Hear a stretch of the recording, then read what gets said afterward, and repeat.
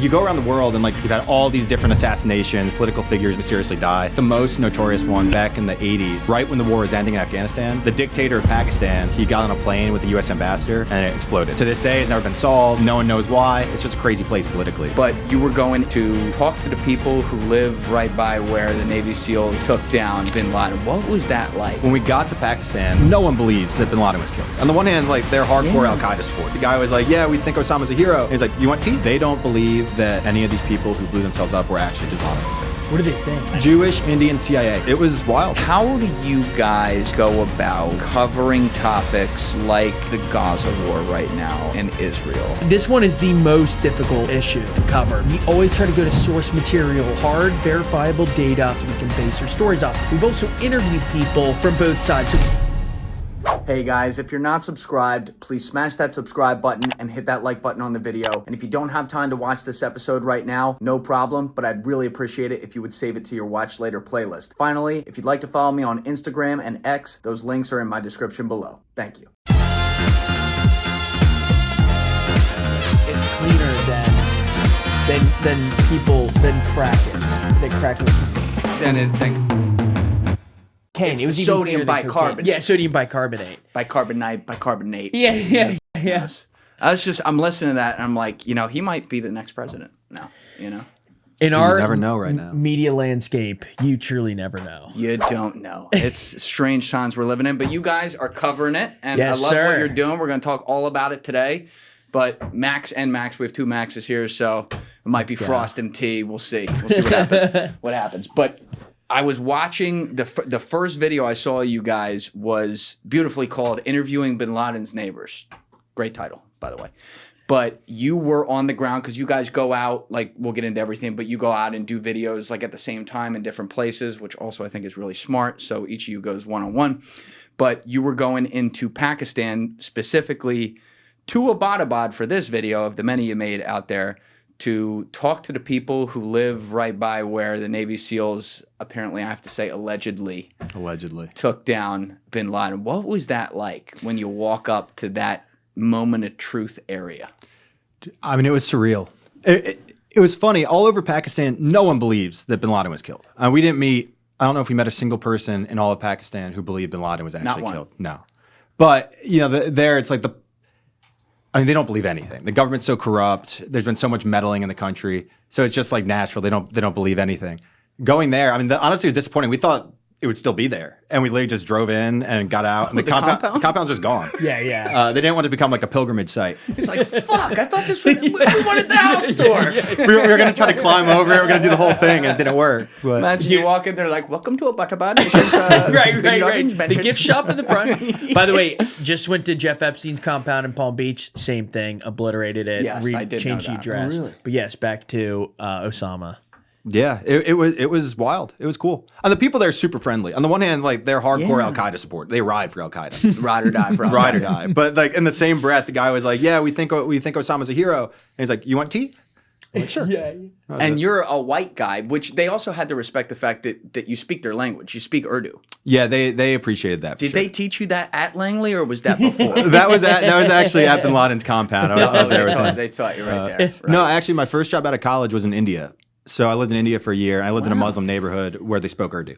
No kidding. I learned it there. All right. What was that job specifically? Or are you not allowed to say? CIA. No.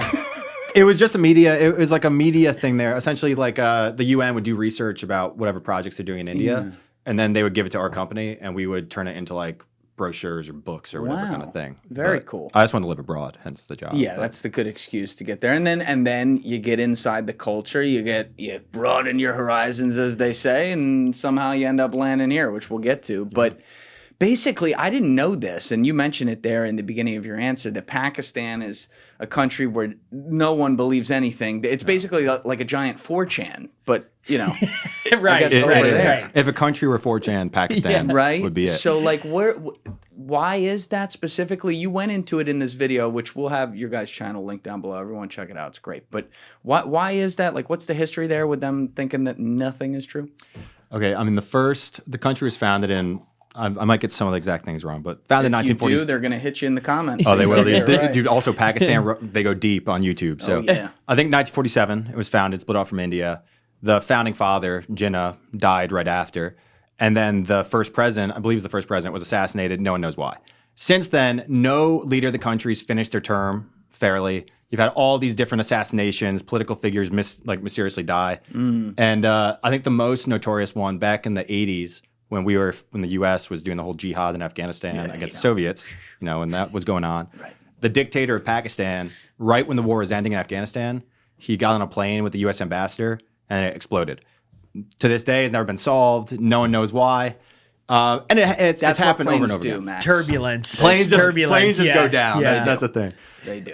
So yeah, it's just one thing after another. I mean, people there, they die. And you have CIA meddling for sure, but you also have Taliban, Al-Qaeda. I mean, there's so much stuff going on. It's just a crazy place politically. So yeah. Now, what was obviously you had spent time in India, you speak the language that would help you go there, but what made you want it? Like, where did the idea come from? Like, you know what, I'm gonna go to Abbottabad. Let's go to the scene of the crime, talk to Osama's, bin people. Dude, so that trip was the first one we did for the channel. We did some stuff in the UK early on, but really that was the first international trip we'd done. And we wanted to broaden out from just doing the kind of political type stuff we're doing in the US to getting more out there and doing that around the world. When we got to Pakistan, we did a few things. We did a number of videos that are kind of more like cultural, and They were awesome. I watched them. I think they were cool, but we didn't feel like it was really what we set out to do. Like we love the newsy angle of things. So we went to Peshawar on the border with Afghanistan, and there everyone talks about Al-Qaeda, talk about the Taliban, and we just got the idea, go to Abbottabad. So drove up there, did that. It was honestly, of all the videos we shot on that trip, it was the easiest to do. We just drove the car up. In Pakistan, people are just doing nothing everywhere. Yeah. So you pull up, you get out of the car, and some guy walks up, and he's just like, he's like, "What's up, guys?" And it's like, "Oh, we're here about Bin Laden." He's like, "Oh, Bin Laden's a hero," and then the conversation goes from there. Did anyone find it interesting that you believed he was actually killed there? Did they ask for your take on it, or were they just nobody? They took for granted that I would think he wasn't killed. And to be honest, I certainly think he was killed. I think if I had my money on it, I think he was killed there. The fact that they never put a picture out is it's fodder for this kind of stuff. That's a big mistake. And that's not even new, right? I mean, from the time they did it, I think everyone was like, "Oh yeah, they killed him." But then when people started asking questions, it was like, well, there was no picture, there was no evidence. Right. But now you do have the Navy SEALs coming out now and writing the books and doing all this kind of stuff about it. Yeah, which they even argue over that, by the way. They're like, "Oh, who killed?" I'm like, guys, I'm not. Listen, I'm from Jersey. We're not getting involved in this. I don't care who killed him. I'm glad he's dead. But I think they were so. I mean, it's hard to put yourself in their shoes, but they were so afraid that anything would be used as political fodder that they did things to not let that happen that creates political fodder. Totally. You know what I mean? What's funny is hearing the dudes in Pakistan having like their own Obama conspiracy theories. Oh no. Like they say that Obama made up the killing to get reelected, and they have like all these different again, everything there, nothing is simple. Like you talk to people there, politics, nothing is as it seems. Everything is whatever. It's like if you took any kind of conspiracy type thinking in the US and just extrapolate it 100%. So nothing is actually, the people there, they say the Taliban are actually pro-women's rights and they're only doing this to negotiate with the US. And it's crazy. I mean, nothing is as it seems. And some of it's probably true, but a lot of it's definitely kooky. I don't know. You keeping a straight face though was no, seriously. Like it's funny, but it was really impressive to me because I'm seeing, and what's being said live because you speak the language. I'm seeing the subtitles come up. Joe and me were sitting there watching. I'm seeing the subtitles come up. I'm like, like laughing the whole time because you'd be like, "Yeah, so what do you think of 9/11?" They're like, "Didn't happen." Oh, and then you like do the cut to like them holding up Oriental rugs with like the towers. Yeah. I'm like, oh my god. But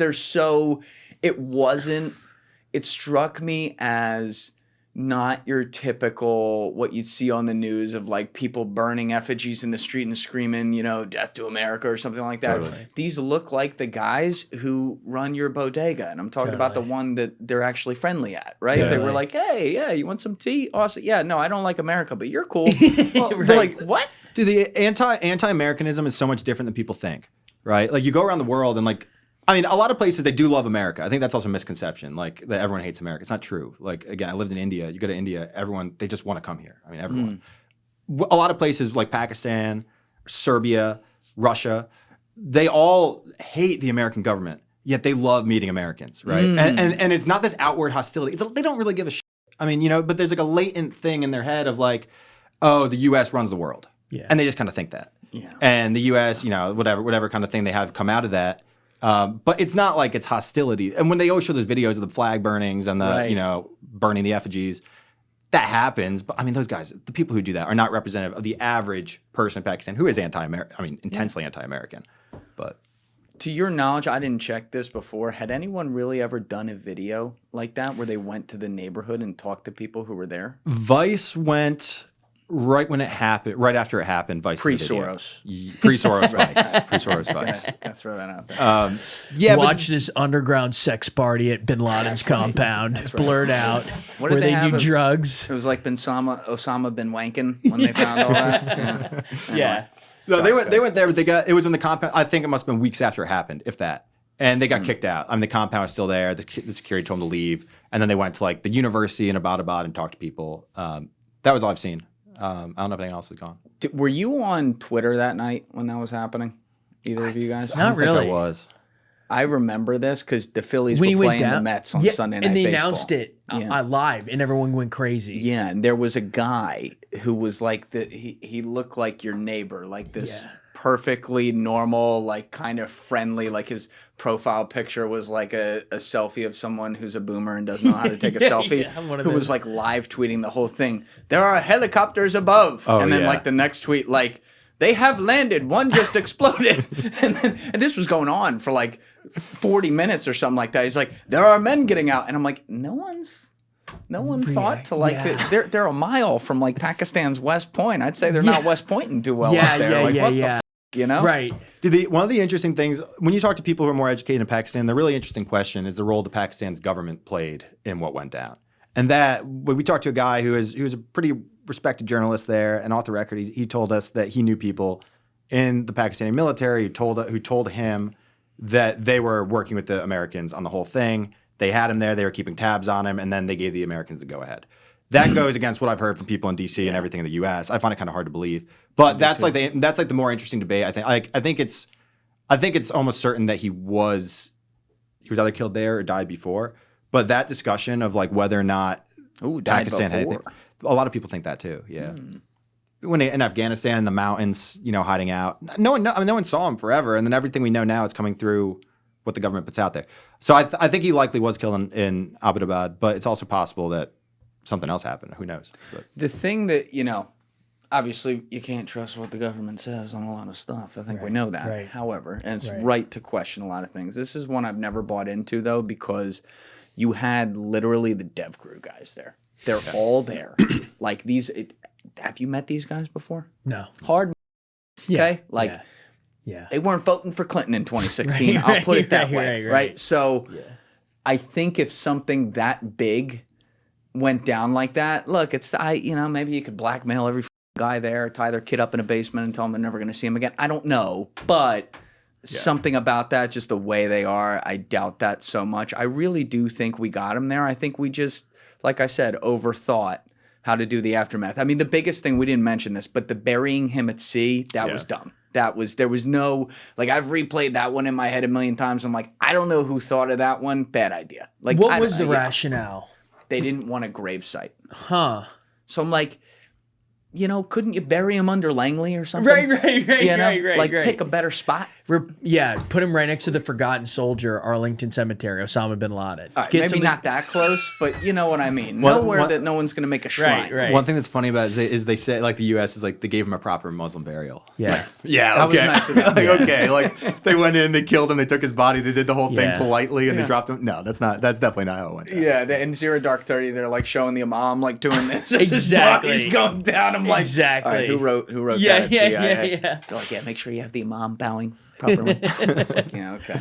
This episode is brought to you by Prize Picks. You and I make decisions every day, but on Prize Picks, being right can get you paid. Don't miss any of the excitement this season on Prize Picks, where it's good to be right. Another week, another Eagles victory. This time, rematch against the Chiefs. Doesn't matter if it's on the road in Arrowhead. You know we getting that dub. And Saquon's just getting started around here. He got into the end zone once against the Chiefs. I'm feeling like he's going to have a multi-TD game coming right up. Either way, you can decide for yourself. Select whether Saquon's going to have more than one touchdown or less than one touchdown. If Lamar Jackson's going to have more or less than 2 passing touchdowns. Or if Justin Jefferson's going to take 1 or more to the house. You can do all this on Prize Picks. Prize Picks is simple to play. Like I said, all you got to do is pick more or less on 2 to 6 different player stat projections. And if you get your picks right, you could cash in. Prize Picks even invented the flex play, which means you can still cash out even if your lineup isn't perfect. That's right, you can double your money even if you don't get all your picks right. So download the Prize Picks app today and use code Julian to get $50 in lineups after playing your first $5 lineup. That link is in my description below, and you can download the Prize Picks app in Apple's App Store and Google's App Store. Once again, make sure you use code Julian to get $50 in lineups after playing your first $5 lineup. Prize Picks. It's good to be right.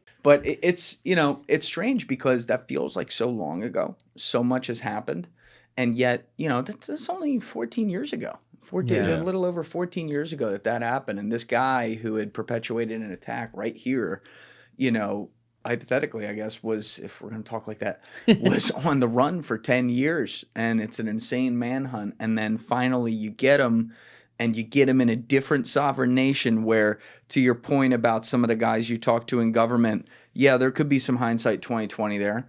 But also, you probably had a lot of people in there working against the United States as well. Definitely. Who might have been pro him, which doesn't mean the whole government was, by the way. I don't want to throw the baby out with the bathwater, but geopolitics is very complicated. Yeah, it is.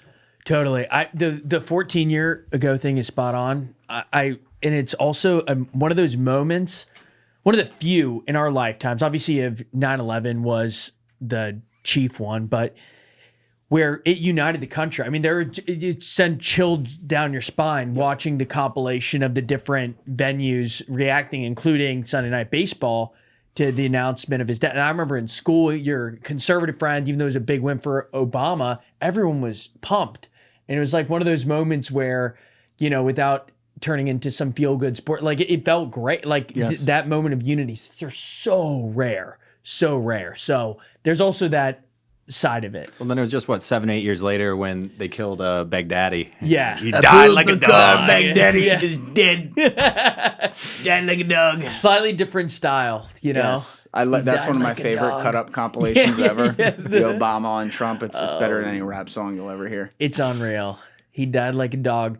And as Shane Gill said, he was doing the commentaries. If you can imagine him in the Situation Room, and it just being the most epic, immersive experience. And just seeing it play out, just no clue. But yeah, that was quite an experience. There's a book. Have you heard of a book called The Exile? No. It was written by these 2 British journalists and investigative journalists, and they essentially wrote this they've done a few amazing books on Pakistan type stuff, terrorism, nuclear stuff. The Exile. The Exile. And they tracked bin Laden's family in exile the whole time from 2001 through 2011. It's fascinating.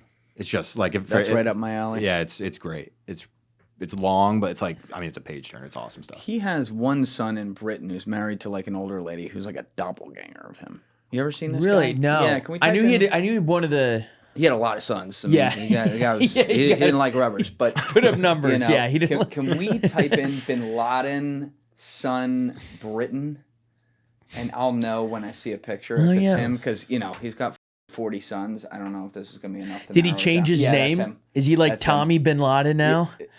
He just changed his name to some... No, but that's him. Wow. You see the resemblance? Yeah. Him with the perm or whatever he's got going on. I know. He looks like a Dodgers fan in the top right picture. He's kind of got a unique look. I love this. It's ready to throw hands. Yeah. Oh, yeah. No, he wasn't... He left his father when he was young. And was wow, I want nothing to do with this. And you know what? I got a lot of empathy for that. You don't get to choose where you're born. Yeah. Who you're born to. I mean, Woody Harrelson's dad was a serial killer. Yeah. I love Woody Harrelson. Insane. So, insane. It's crazy. But also, how much have you guys pulled on the thread of Osama's dad, Mohammed bin Laden? You ever looked at that? I've read some stuff about him. I mean, he was big time. I mean, in Saudi, they're like the family. Yep.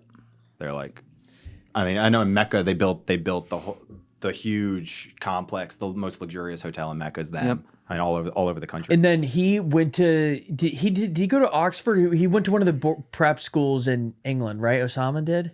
Did he? Or don't maybe think I'm so. I don't mistaken. Okay. Possibly Possibly Some of not. the kids probably did. Okay, So, maybe you it was know. Osama bin Laden's son. I Yeah, could be can we do Osama mistaken. bin Laden education. Yeah, that would I mean, be he was a good. nepo baby. Let's call it what it is. You know, Osama didn't have to go get it. Maybe not. Maybe it wasn't. You know, I could be. This Education would be. at Kabul Al Aziz University. I'm That gonna guess doesn't that sound that could British. be in the UK today. You know who I'm thinking?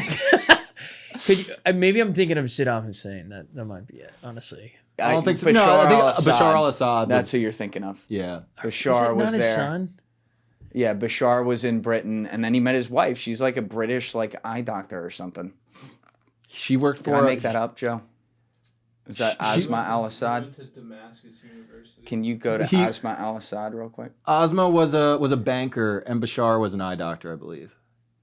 King's College, London. Yeah, King's. Okay. I didn't totally make it up. Now known as King Abdulaziz University. Right. Yeah. Exactly. King's College is now Islamabad. Anyway, so Yeah. it's interesting though because I think Muhammad had.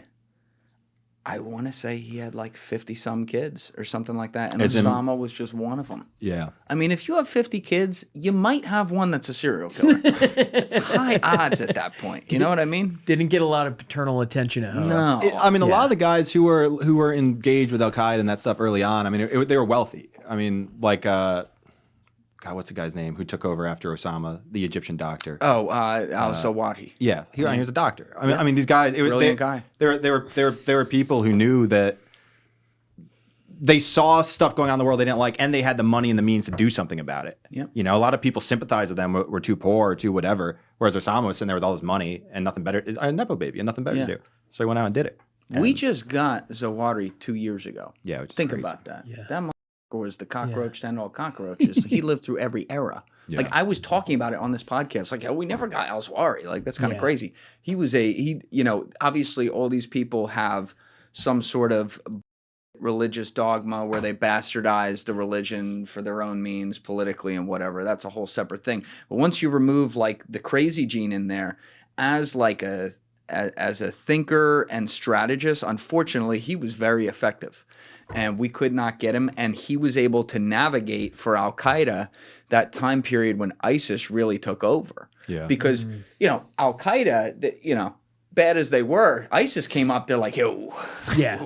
listen, Yeah. we ain't like that. Right. They're a little crazy for us. So you had the most extreme dogma reaching so many people around the world, and Al-Qaeda was able to survive through that and continue. And now, obviously, we've seen the remnants of that come through in Syria and what's happening there. And that, unfortunately, is because at some level, they have some people that are bad, but they're unfortunately effective leaders. Well, and when they're in each of these places, it's a power vacuum, right? And it's like, what do people want? They want authority. I mean, you talk to people in Pakistan and the tribal areas along the border with Afghanistan. All they want is safety. And they are deeply religious, but their number one priority is having safety and not being extorted by the police on a daily basis or whatever happens. And then these guys come along and they say, oh, well, we have our own justice system. We're not going to take your money. And for whatever you want to say about the jihadists, they're definitely not in it for the money. So that's, but in each of these places, Somalia, it's the same thing. I mean, there's still Al-Shabaab runs half the country there. Yeah. So it's West Africa, Mali, all these places, it's the same kind of thing. Lack of authority, horrible governance, tons of poverty, and then these guys take over, and it still happens. Did you get to ask these guys at all about the fact that it's never the leaders who strap on the suicide vest or do the missions? They just always send them. Dude, in Pakistan, everyone we talk to, they don't believe, and I'm not exaggerating, they don't believe that any of these people who blew themselves up were actually Islamic terrorists. What do they think? They think were they're Jewish terrorists? Jewish. Come on. Jewish, No way. Jewish, Come on. Jewish, Indian, CIA. If you look up now, so like right now, there's a big issue in Pakistan with like the Baloch insurgency, Balochistan. They want to carve it out, make their own country. they don't believe that they believe they're all funded by India. There's some evidence that India is involved with this a little bit, but they believe Israel is in there blowing shit up in Western Pakistan, whatever. And you ask people like, why would they do that? Don't you think All of them. Right. They think for all of them. Not one person we spoke to, and we talked to, I mean, hundreds of people across the country, ranging from educated to not. Now, I don't want to say, obviously, if you go and talk to like really Western-minded people, or not even Western, educated people over there, you're gonna, I'd say, I don't know what percentage, a large percentage of them isn't gonna agree with what I just said, but I mean, most people in Pakistan are not educated, right? You're talking to the people on the ground. That's important. Yeah. You're And talking that's certainly to the masses. You ask them, well, what about that? And they'll say spies. They'll say CIA. I mean, you just name it. I mean, it's deflecting on everything. And then when you say, well, don't you think there's an issue with radical Islam? Well, they're not Muslims. They're CIA, Indian, Israeli. I have no doubt, by the way, that there are false flags by organizations like this, the ones you mentioned, and other ones we're missing from around the world that include using allegedly like Islamic terrorists that really aren't. I have no doubt about that. Yeah. But when you're like, oh, that's all of them every time, it's like, Yeah. man, can I play you some tape of the Ayatollah talking about, all these people are sending out there to fucking blow themselves up? Like, that's not fake. No. It's just strange because that's why I love channels like what you guys are doing, because you're actually going there on the ground. And like I said, you speak their language too. You can really understand it, and you do a great job of like bringing some of it home to us where, you try to put yourselves in the shoes of someone who has never been to school before, or lives in the mountains and doesn't have a TV, or all these things, right? That has grown up, maybe they're 18 years old and they've grown up in the post 9/11 era, and this is what they hear. And then you see how normal they are as a person. You have to think to yourself, would I be the same way? Maybe. Totally. Right? Totally. I think also hearing the history is fascinating. Someone who knows virtually very little about Pakistan's history, but that has to create some sort of psychosis in your mind where you are just so fundamentally, so instinctively distrustful of any Western narrative, even the most basic truths, even something captured on video. It's all sort of some elaborate scheme to frame you, and you just have no reason to believe them. You have resentment. You have all these underlying feelings that would make you viscerally say, this has got to be fake. Anything that makes us look bad, we're framed. But that does sort of also undermine anyone who's having this holy shit moment right now of, wait, can we trust the accepted Osama bin Laden narrative, given that everyone on the ground is just, it does sort of undermine their worldview. Not to suggest that there aren't a lot of false moments, but that does sort of show that, no, this is like a fundamental, this is not fact specific. This is very much generalized distrust. Totally. I'd say that the other thing you deal with there is people refuse to or are terrified to criticize Islam. So they think that talking about this stuff and believing it, I mean, a lot of people definitely, there's a bit of an, I don't want to comment too much, but I would say one way to look at it would be like a bit of an insecurity about it, where if you acknowledge these issues, you're then saying it's not a perfect faith and all this and that, and you're opening yourself up to either a lot of trouble, or they don't want to go there with their own faith or whatever it is. But there's that whole like faith aspect of it that complicates it. And it'd be the same thing, I'm sure, if you went to some like extremely conservative Christian place in here and you said, what about this, this, and this? When people have are in that kind of world, it's very difficult to criticize it at all. Like, and it's no different there. I mean, it's the same thing. Yeah, and I think a lot of people in the world use religion, whatever it may be, for good, and I think that's a great thing. There is then a subset percentage, you pick your religion, where people bastardize it and use it for power, and then sometimes they will get the people who are trying to use it for good to then have to fall in line under whatever this is right here. And whether it's Islam, whether it's Judaism, whether it's Christianity, Buddhism, Hindu, I don't give a fuck what it is. Like, it makes it so self-defeating to me, and it makes me cynical about it, because it's like, we all got one thing in common. We're all going to die at some point. And the second thing we have in common is we all don't fucking really know what happens afterwards. So why do we have to have these ancient texts that just, you're either fully on the team or not, to divide us? You look at world history, that's what causes the majority of wars. It's a crazy thing that we're talking about this in 2025, but we are. Well, also, whenever it interweaves with government, that's when it becomes especially bad. and you even look at the worst sins in Christianity's resume, when you sort of think of the major critiques of Christianity, and they're almost all related to sort of governmental claims to religion that are just, whether it's Constantine in the Roman Empire, whether it was the conquistadors, whether it was the Crusades, every sort of ill committed in the name of Christianity was done by government. Yep. And even in Jesus, I always think of the fact that the groups he went after the most were the Pharisees and were the clergy. Essentially, anyone who was in position of power, who was in the temple, who did he go after the most? It wasn't the Roman centurions, it wasn't the Samaritans, it was the people who held positions of religious power that had governmental authority even.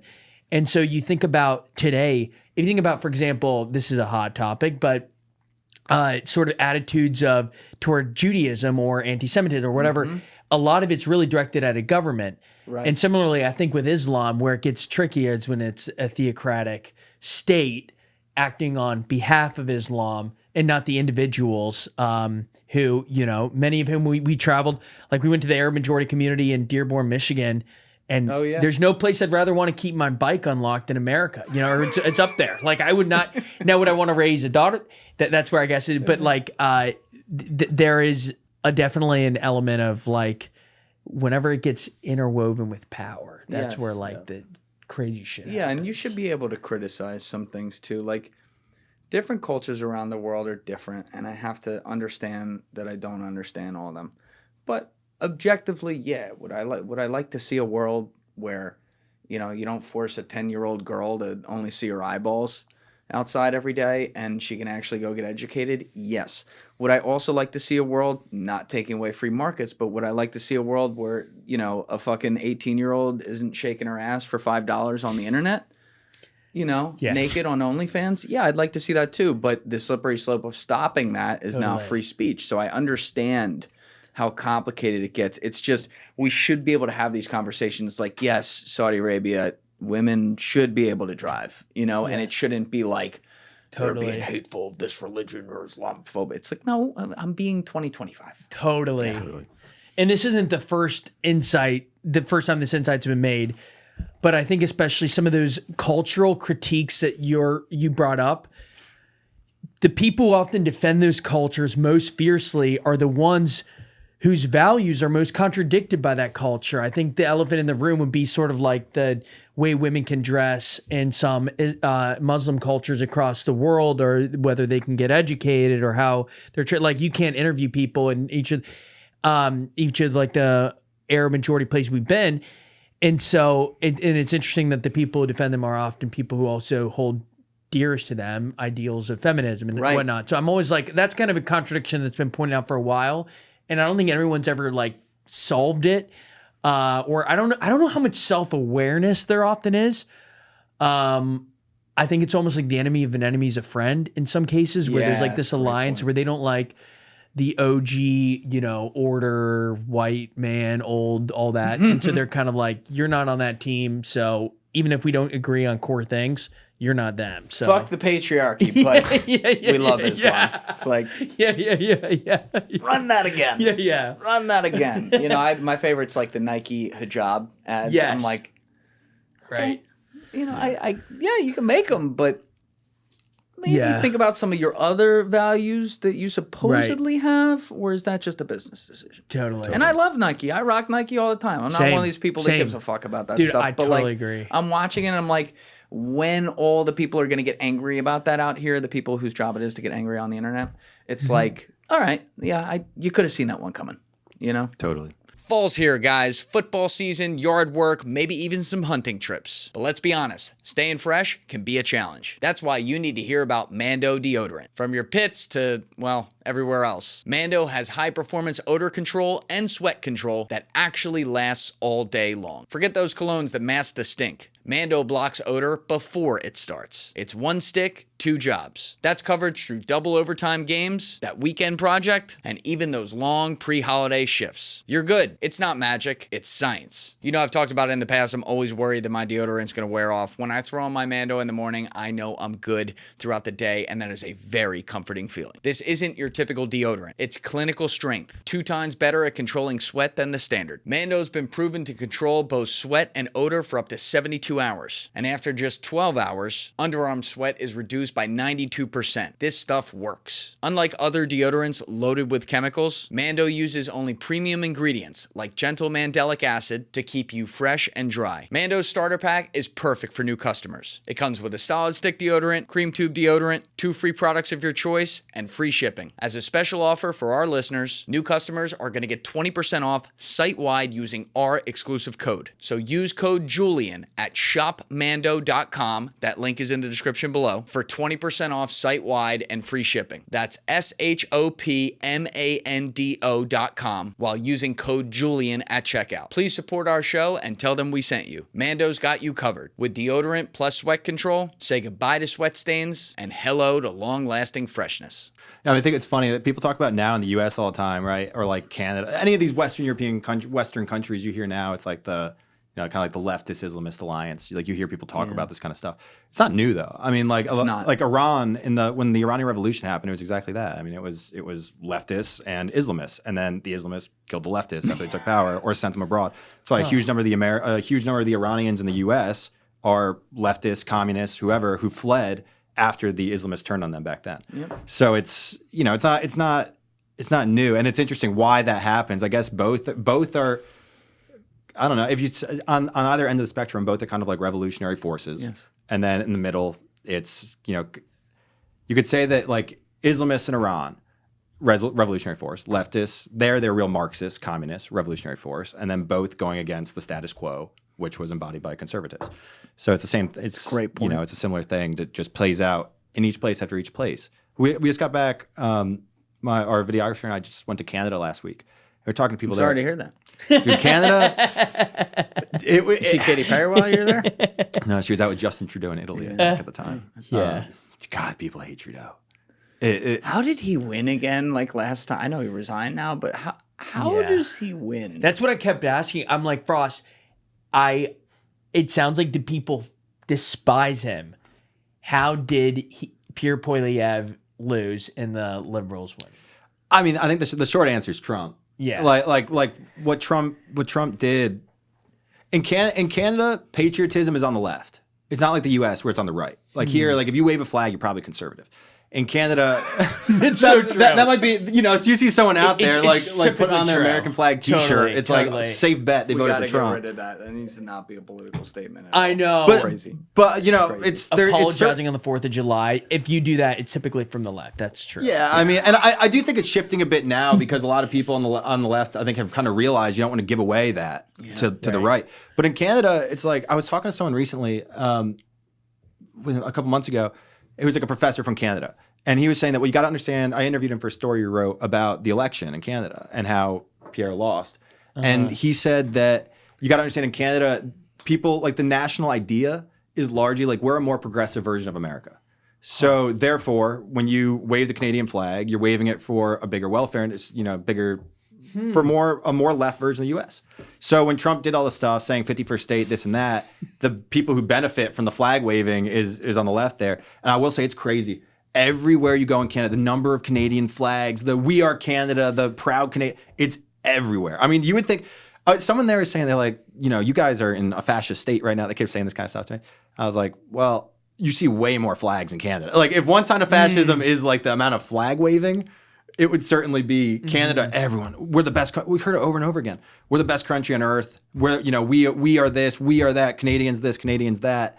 In a way that like you don't really hear. I mean, Americans, a lot of people, they say we're the best, whatever. But you don't drive down there. You go past a dollar store and have in big letters outside of it, "Stand with Canada." Yeah, like it's also. Do you think a piece of it is the fact that there's?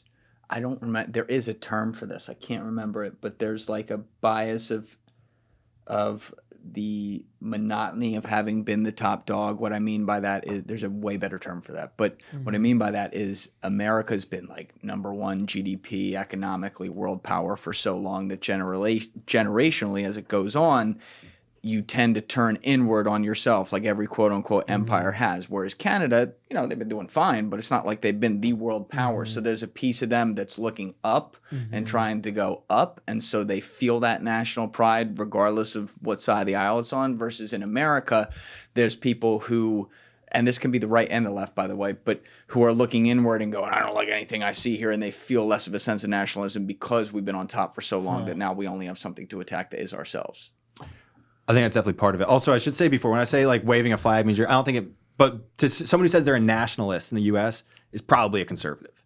Oh, and I'd say in Canada, I don't think that's necessarily true. Yeah. But I think one thing that Trudeau did, and one of the reasons that, he was able to keep winning and stay in power for so long, despite the fact that he was so unpopular, is because he tapped into this Canadian national, what you just said. I think the image that he put forward, even though a lot of people didn't like his policies and stuff like that, it was like, we are this like suave, cosmopolitan country that takes care of people and everyone wants to come here, and look at Trump in the US and look at those backwards Americans and even Joe Biden, this old whatever. And we've got this. And I think for a lot of people there, it made them, they were the outward looking country and they felt that. But we were only in Southern Ontario, so I can't talk about all of Canada. But man, some of the stuff you see that we're working on the first video right now from the city, London. We went because a bunch of our readers DM'd us on like the Canada London. London, Ontario, which is a big city, hundreds of thousands of people. Our readers DM'd us, like, you guys got to come here and see the open drug use. So we went, and it was like Kensington. It was like Kensington. Dude, every downtown in Southern Ontario looks like Kensington. No way. I mean, the videos. Is the scale there? In the ones that are big enough. Yeah. I mean, I went for a run. We were in another city, Hamilton. It was like the Pittsburgh of Ontario, and checked in the Airbnb. It was getting dark. I went for a run. Dude, the whole time I was running, I was getting screamed at. I mean, people were just on the street like screaming at me as I ran by. I mean, it was weird. Were they just like get away, or were they no, like? Dude, it's like it'd be like going on a run through Kensington. Yeah. Like people Not are a great just place to go for a run. not where you want to be. No. I can't say it wasn't that bad. I mean, it's a smaller city. Although you wouldn't want to slow down. That's the one good side of running there. Yeah. Like you would not, No, you're gonna get your miles in at a good pace. Your miles for sure. Well, I told them the next day I did that. You carry were your knife with each stride. Exactly. Do a run club there. That would be a great place to meet someone. That's where we're gonna have Zach Pogrob go to Kensington to do an Aura app. Like actual event. It's all to spread the word of the app. Shout out to our boy Zach for making a great app. If you like running, get the R app. But anyway, so that's wild. Like, you wouldn't think that Canada would be like that if it's a place that was voting for Trudeau so much. But, at the same time, you have to look at the built-in culture considering how long a guy like that was in power. There's something underneath there that has led, like, even people to be like, well, all right, what the fuck, we'll hit it, And they keep putting him in. But now, what was this? So he stepped aside, and then they had an open election, and his, like, the guy who came after him on his side won? Mark Carney, yeah. Was that right? Who is the former? He was the head of both, I believe, Canada's central bank and Britain's central bank. Oh, that's nice. But that's why. I mean, you talk to people there though, and you're like, why did Pierre win? And they say, well, because we needed someone. Or why didn't Pierre win? And it's like, well, because Carney was, a stable voice, and we wanted stability, and we trusted him. And it was a brilliant political move to put him up. I mean, he was, and the first thing he did, he got rid of the carbon tax, which Trudeau put on, which really pissed a lot of people off. All right. But yeah, it's just a different political environment in the U.S. It was interesting to learn about for sure. But even in the U.S., every state you go to, you realize this too. Like, the politics are so different, right? You go to Florida. So we just got back from Florida, and you go to California, right? It's like you're dealing with totally different. They are. They effectively are. Their politics are so unique. Each place you go in the country, but. Yeah, I take a passport to Florida. Yeah. Well, what was it? We don't read that, so we're like, all right, the picture looks good, but go ahead, buddy. What was the Florida travel advisory? Oh yeah, the NAACP. This is when we think of examples of the media's out of touchness, the establishment's out of touchness. One that just we come back to is the NAACP issued a travel advisory to Florida. And I think it was for black people and gays at one point. It was certainly, and so you look at this and you're like, hold on. Have these people been to Miami? Have they been? I interviewed a drag queen in Brooklyn who said her favorite place to go. It was a date. No, but I interviewed her, and she said her favorite place to hang out in the country, no joke, was Miami. That's where they said so it's like this idea of Me too. You can put it with you. It's like if you think you can put this blanket over a state as complex as Florida, and yes, it's moved red. It's no longer the bellwether state. It is more safely Trump and DeSantis territory. But at the same time, it is unbelievably diverse. And you could break down Florida into multiple states. The Panhandle's Alabama. Miami's little Havana. And then you go to Naples. That's the Midwest. And then you go to rural country. And it's a total. So anyways, I just think that anytime they simplify and give this general view. So that was just one of those examples of the travel. And you're just like, you've got to be kidding me. You are so painfully out of touch. You know nothing. And you probably issued this travel advisory from Vermont, which is 99% white, whereas Florida is one of the most diverse states in the country, one of the most diverse places in the world. So you just see that and you're just like, you're out of touch, and it's a disservice to everyone who's, it just so misunderstands the country. Hey guys, if you haven't already subscribed, please hit that subscribe button. It's a huge, huge help. Thank you. You know what one of my least favorite maps ever to look at is? Which one? When they do a map of the electorate of the entire country with the red and blue dots for a presidential election. Huh.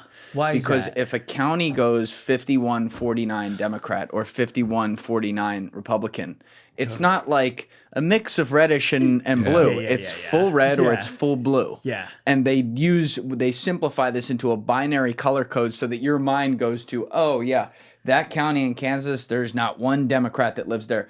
Oh yeah, Philadelphia, there's not one Republican that lives there. These things aren't true. This is a complicated thing, but we try to, I guess, oversimplify everything. Usually I like simplifying things, but not on that front. And when you guys are out there getting these videos, that's the nice thing. Like, so I want to get into your backstory in a minute here, but the thing that made old like pre-Soros Vice great was that they were going on the ground just to capture what was happening. This is it. Might be crazy, might be normal, might be somewhere in between, but they're going to capture what's happening, and you were learning about all these different cultures and subcultures across the country and why people might have a fucking different set of beliefs living in Kansas than me living right here, And that's what you guys are kind of capturing now. Like, I see some of that magic happening, and I see it on some other channels too who have clearly thought about it the same way you guys have, which is like, we missed that. And it's great to see. So just to get to it, so that people, they've been hearing you talk now for a while and get an idea. But you guys are RocaNews, Ride the News. Yes. You started off on Instagram. I'm gonna have you tell the whole story, but you got 1.7 million over there where you do a lot of news content, and now over the last year you've also moved over to YouTube where you're doing some great hard-hitting on-the-ground documentary content. So you've been at this for 5 years. Congrats on that anniversary. That's awesome. Thank you, brother. Where'd you guys come from besides Delco? Like, and Langley. Langley and Delco by way of Langley. But where'd you guys come from? How did you end up here? What's the story? Do you want to take it? Start off? Sure. I mean, we worked together in D.C. Worked at a think tank that a lot of your viewers are likely to know, the American Enterprise Institute. So can we pull up the board of the American Enterprise Institute? Let's play a game real fast before you go on. And make sure to hit the reptilian section, just so we get them. That's what I'm saying. I feel like I'm going to see a lot of names I know. I don't even know who all is on the board now. Yeah, that's exactly what you would say. All right. Peter Kors, head of Molson Coors. Harlan Crow, sounds like he's got old family money. Crow Holdings. He's a Texas guy. Ravenel Curry. I just respect him for going through life with that name. Dick DeVos. All right. So I imagine that's one of the DeVosses. It's probably that's what's her name? Betsy DeVos's Betsy husband. DeVos's husband, maybe. Okay. Telly Friedman, I think he's a private equity guy. Yeah, a lot of capitals in here. A lot of hedge fundies. The retired CEO of American Express. Yeah. Bill Haslam, former governor of Tennessee, whose brother owns the Browns, does a terrible job. The Jimmy and D Haslam. Yeah, I forgot about that. It looks like a who's who here. I'm not seeing horrible ones jump off the board, but definitely Definitely a who's Well, who. AI is interesting because Ross Perot Jr. I didn't know he was. staging the third party run. All right, we're going to That's do it this right. time. It's AI is an interesting place. So we met there and we hosted. It was our. Well, you worked in India, but then you came there. You applied to think tanks, and then ended up at. Why AI. did you apply to think tanks? I wanted to do foreign policy work, and when I was in India doing, whatever I was doing, I just wanted to go over there and get the experience of living abroad, right? And while I was there, I actually did some like writing and stuff like that, and then I wanted to come back to the U.S. and just get a job. And it's like, if you're interested in doing foreign policy work, I didn't want to work for government, so I just applied to everything I could find in D.C., which is think tanks, and I applied to pretty much all of them. And AEI was the one that took me. Okay. Do India research.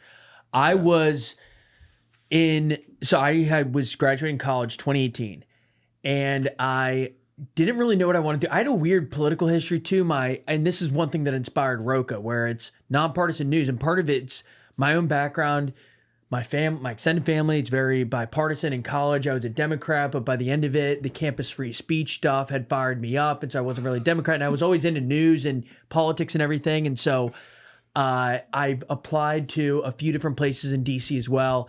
And I loved AEI's president at the time, Arthur Brooks. He's now like a happiness guru. You'll see him on Reels. He'll do stuff like, in your 30s, you should be doing this and treat your life as a startup. He's changed his tone. It used to be, he was a big free market advocate. And he was like, free markets have made the world a more prosperous place. We only hear about inequality. And I don't know how much. Oh, I've seen this guy. Yeah, this guy, Yeah. Arthur Yeah. Brooks. He was the president at the time, and then he left 6 months in. But Got off the sinking ship. yeah. But AI was in a weird spot because it's very establishment, which was itself eye-opening for us, seeing a little more how DC DC place, works. establishment. It's very much, but it was also stuck in this in-between land of, it was conservative, and it was also the place where the architects of the Iraq War sort of worked, and also, which, it's a little bit like being part of the Cracker Barrel rebranding agency now in terms of popular. So it's not a great look. But I do believe in a lot of their, it was kind of like this more moderate think tank, and now it was kind of never Trump. And so it's in this weird land now, and it's lost its influence in many ways. But yeah, so we were hosting the podcast there. That's not the best ad for AI we just gave, but we had frustrations there. There are good people there, but like Good people, all neocons, send them all to prison. Anyway, continue. I mean, there's certainly.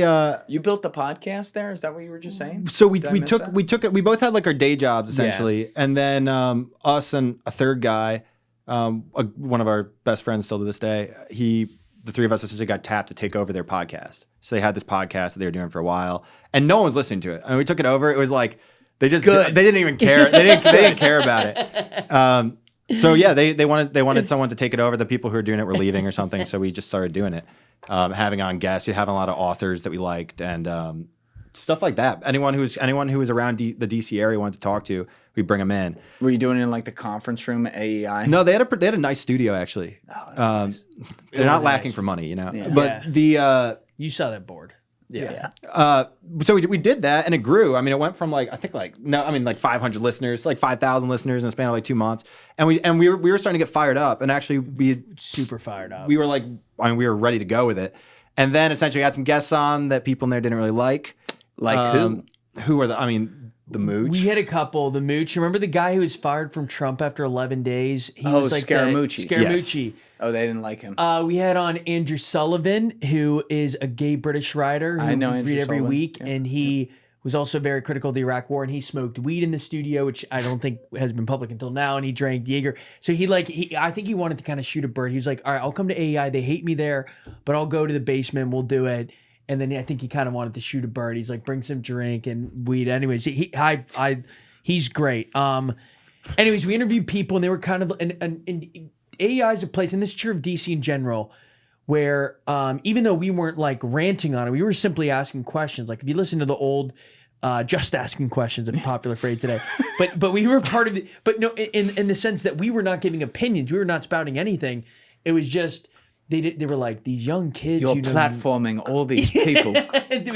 You get the platform verb, but it was also like these two shouldn't have a platform. Yeah, and we were the problem. With that. I think all like bigger politics aside or whatever that comes with that, it was I mean, dude, everyone, the people there are academics, right? And academics are notoriously like they want to protect what's theirs. They want the credit. They want this and that. And what happened with us, honestly, was they wanted to get their hands in it. And this happened in like February. We were supposed to go to the what was it? The Iowa. We were going to the Iowa caucus. Yeah. In February 2020. Or sorry, yeah, the Iowa caucus. Of February 2020. Yeah. We had set up meetings. Ironically, it paved the way. This is what we ended up doing later with mayors across the country on the way out there and back, and like places like Cleveland and Pittsburgh, all these places. And then within a week of us supposed to go, days before we were going to leave, we got essentially told it wasn't ours anymore, and other people wanted to take it. So then the pandemic hit, and we essentially put our heads together like a month after that, and we're like, what are we going to do now? And both of us were also thinking from this, we're like, there's a ceiling here, there's ideological constraints, there's all sorts of stuff. So then that's when the idea for Roca came, was April 2020. What does Roca mean, by the way? So I got to give a shout out to our third co-founder, Billy Carney, who is my best friend from college. He was doing banking here at the time, didn't love his job, was in the pit, and we always wanted to start something. And he's less of a news junkie than us, but he's got like great instincts for media and all that. And he's also half Brazilian. And so we originally were going to be Pluto because we wanted this like outside the establishment. Rejected by the establishment. Rejected by the establishment. And sort of we love the symbol of a planet. Turns out the Disney lawyers aren't the nicest people, and they have a trademark for anything. If you have anything in entertainment with Pluto, you go after it. It infringes on their Pluto the dog How the trademark. Fuck does, the Dude, dog? literally, the dog. And so, What if I say Pluto the planet? yeah, I know. You're done I don't for. get it. You're done.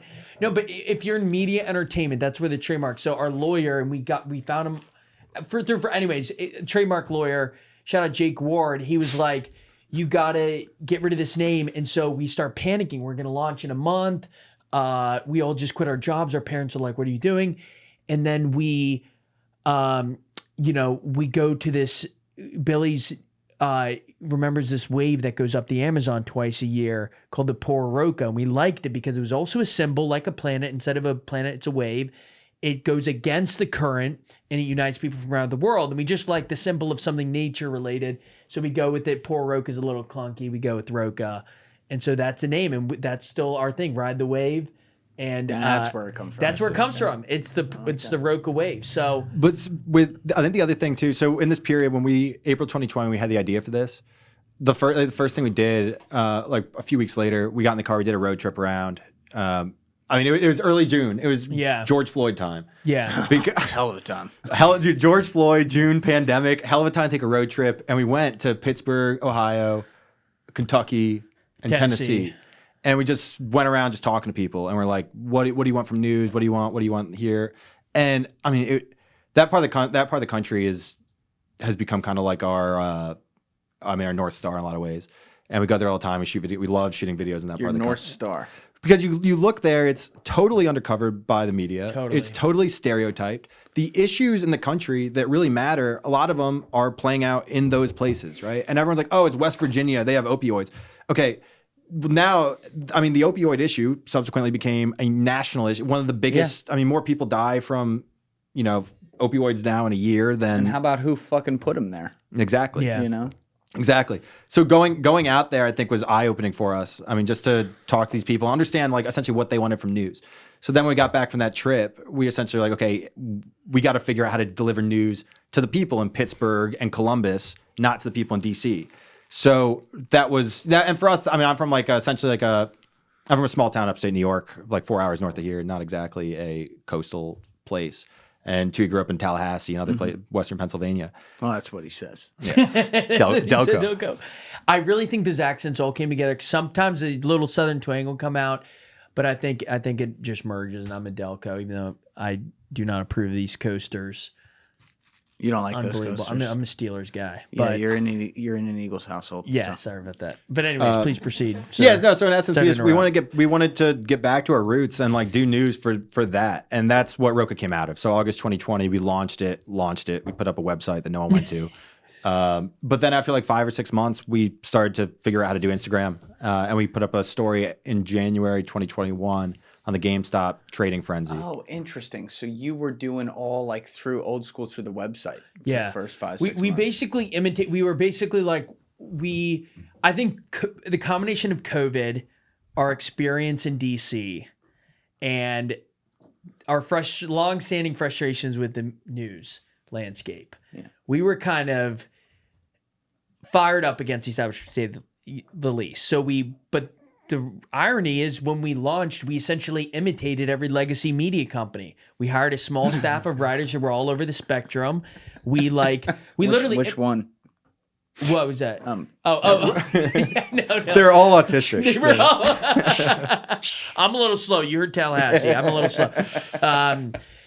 I'm still figuring out who Bin Laden is and whether he went to school in England. I don't know what I was thinking of. I swear I saw him as a kid in like English summer camp. But anyways, I don't know who that was.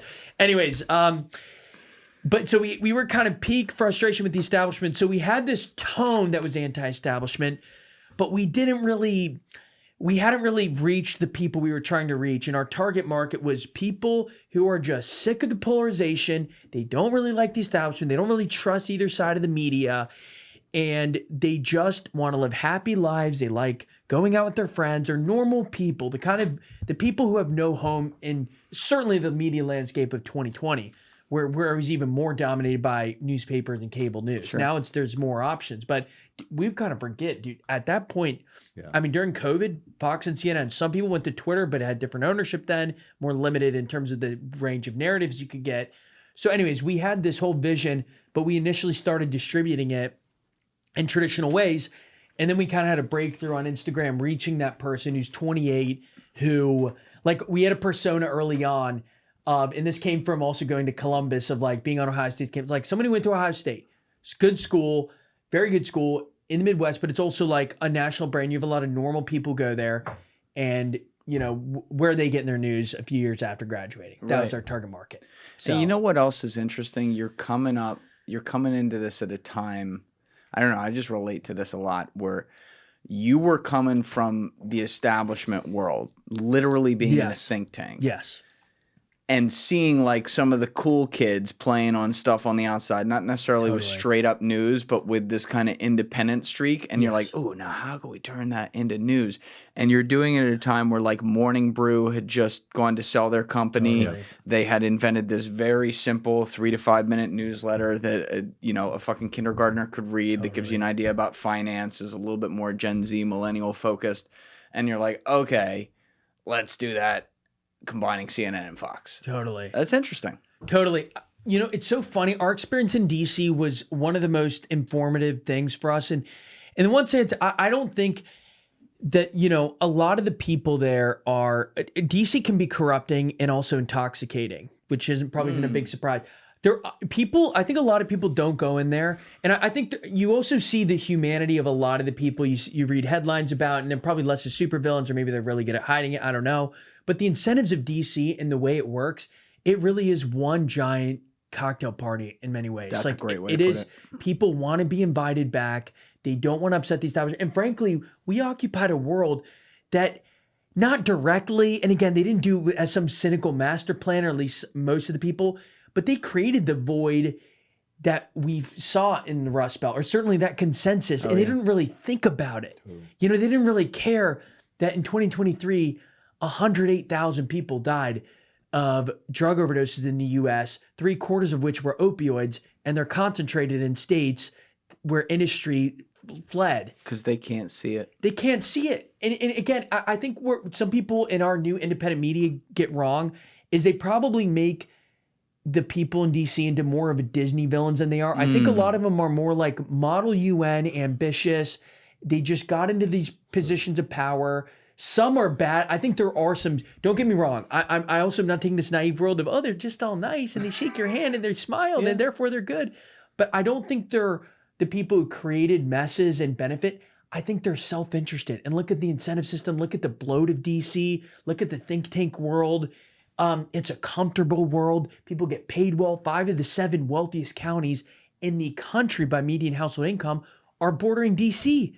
That's insane. And because it is such a comfortable ecosystem, nobody wants to challenge the status quo. Nobody wants to upset it. Well, do you agree, Max? Yeah, I think there's 2 other, interesting things at play here. Like, to get there, I mean, a lot of these people, for context, like a place like AEI, the average junior staffer, people that we were, having lunch with each day, they're mostly progressive. Like it's just like young people anywhere. You'd I be mean, shocked. it's not like Yeah.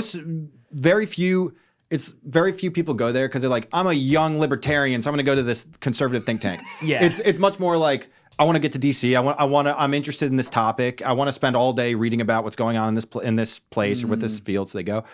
But if you think about like the two main, so like the term neocon, right? Or like with econ, kind of like the classical economic stuff. There's like this, I studied foreign affairs and I studied economics in college. With both those things, the classical theory for both of them is essentially the same. I mean, if you go through, I went to the University of Virginia.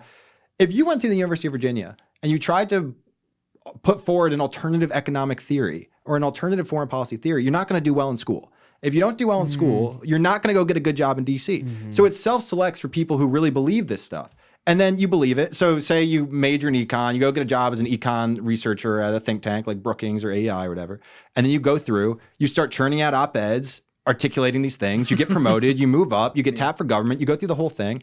If you start writing about how manufacturing needs to come back through tariffs, you're gone. And it's just because that doesn't align. And that's not the way you get forward. So I think some of it is, and it's the same with foreign policy.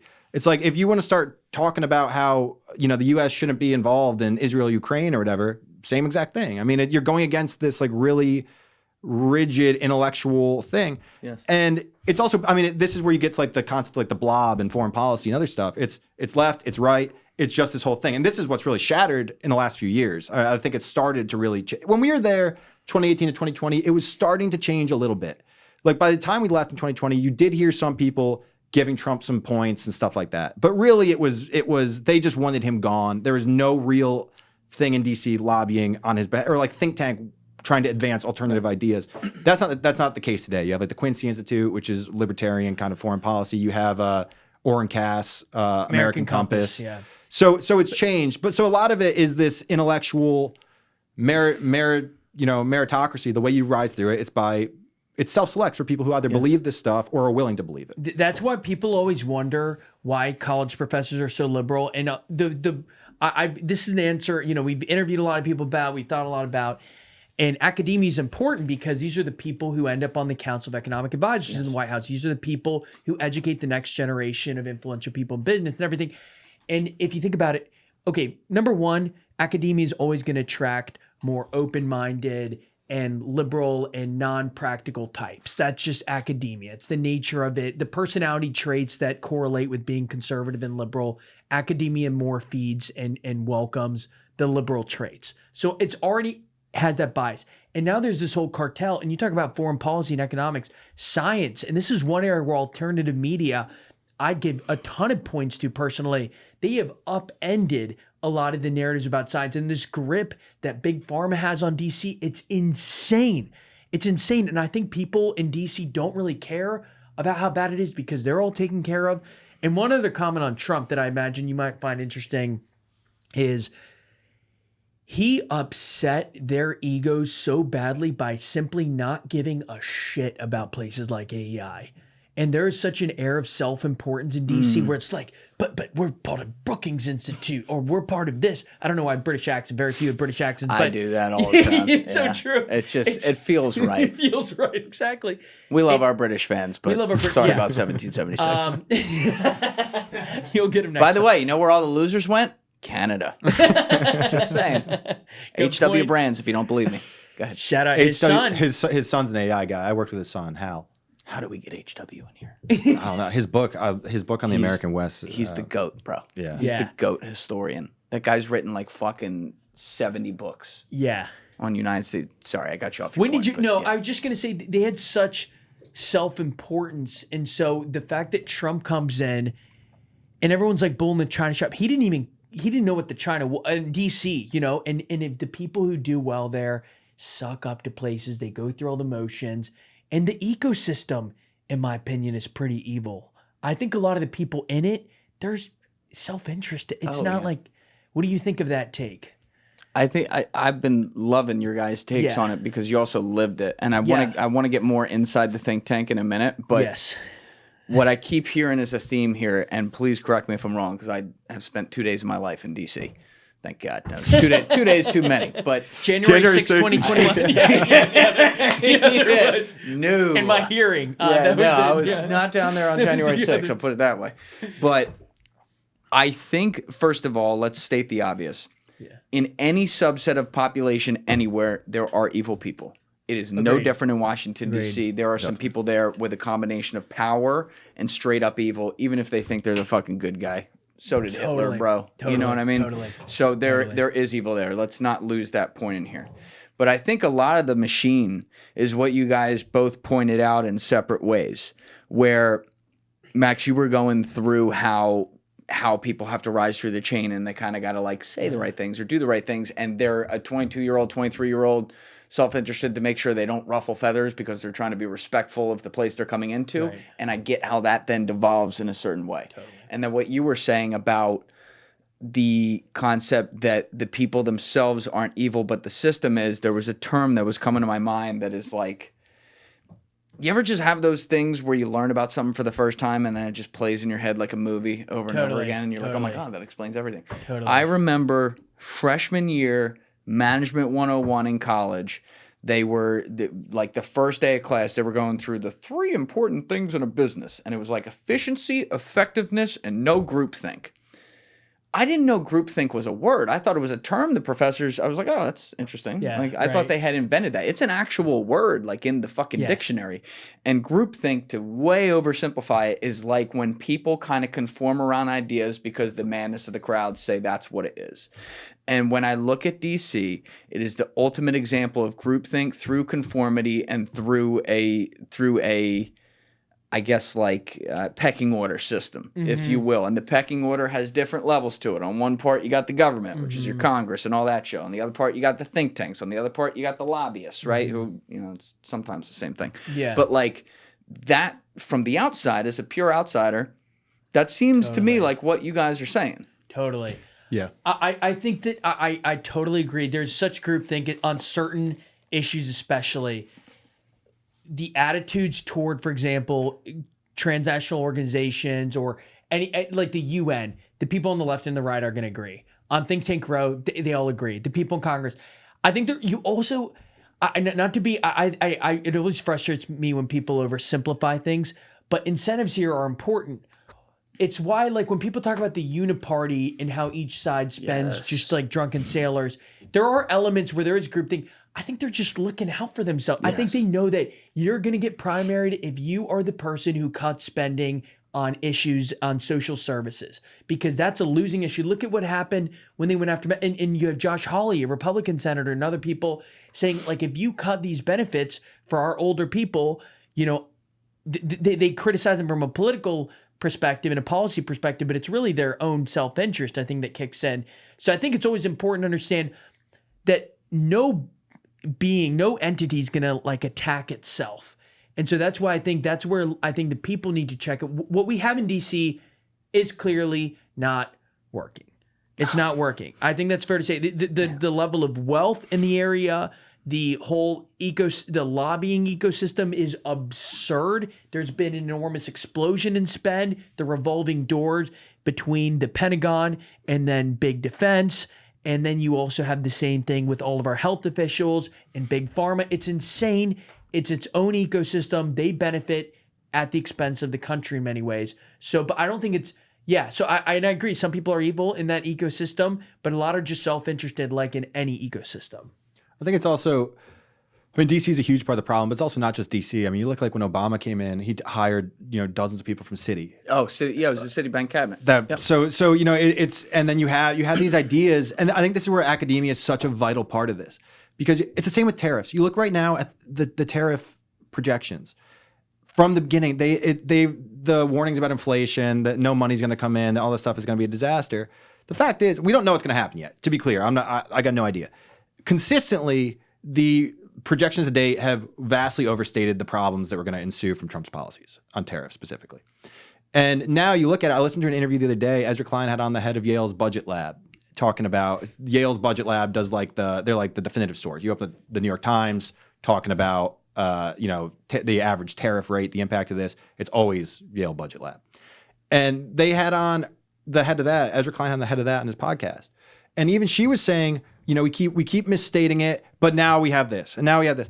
And you just realize it's all the same kind of thing. The people in government, who have been promoting this like aggressive free trade policy for a long time, the people in media who then, okay, you have the people in government promoting these policies. You have people in academia coming with the research supporting the policies. You have people in media interviewing the politicians and then getting their stats from people in academia.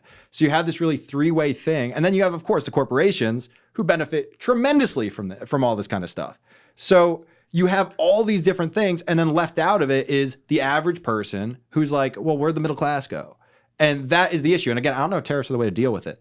However, like that person is certainly left out of that whole equation right there. And to go just to bring this back to the idea of like these cartels that exist in academia. Love that term. Great. It's a great It's term. true. The scientific cartels where if you disagree, you're not going to be in a position of authority that can then challenge the cartel. And it creates this bizarre, you saw this in COVID, right?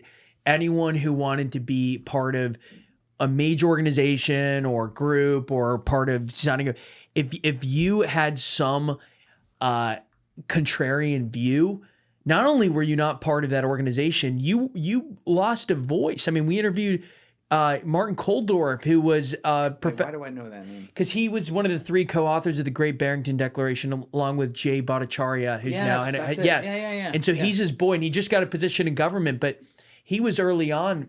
He's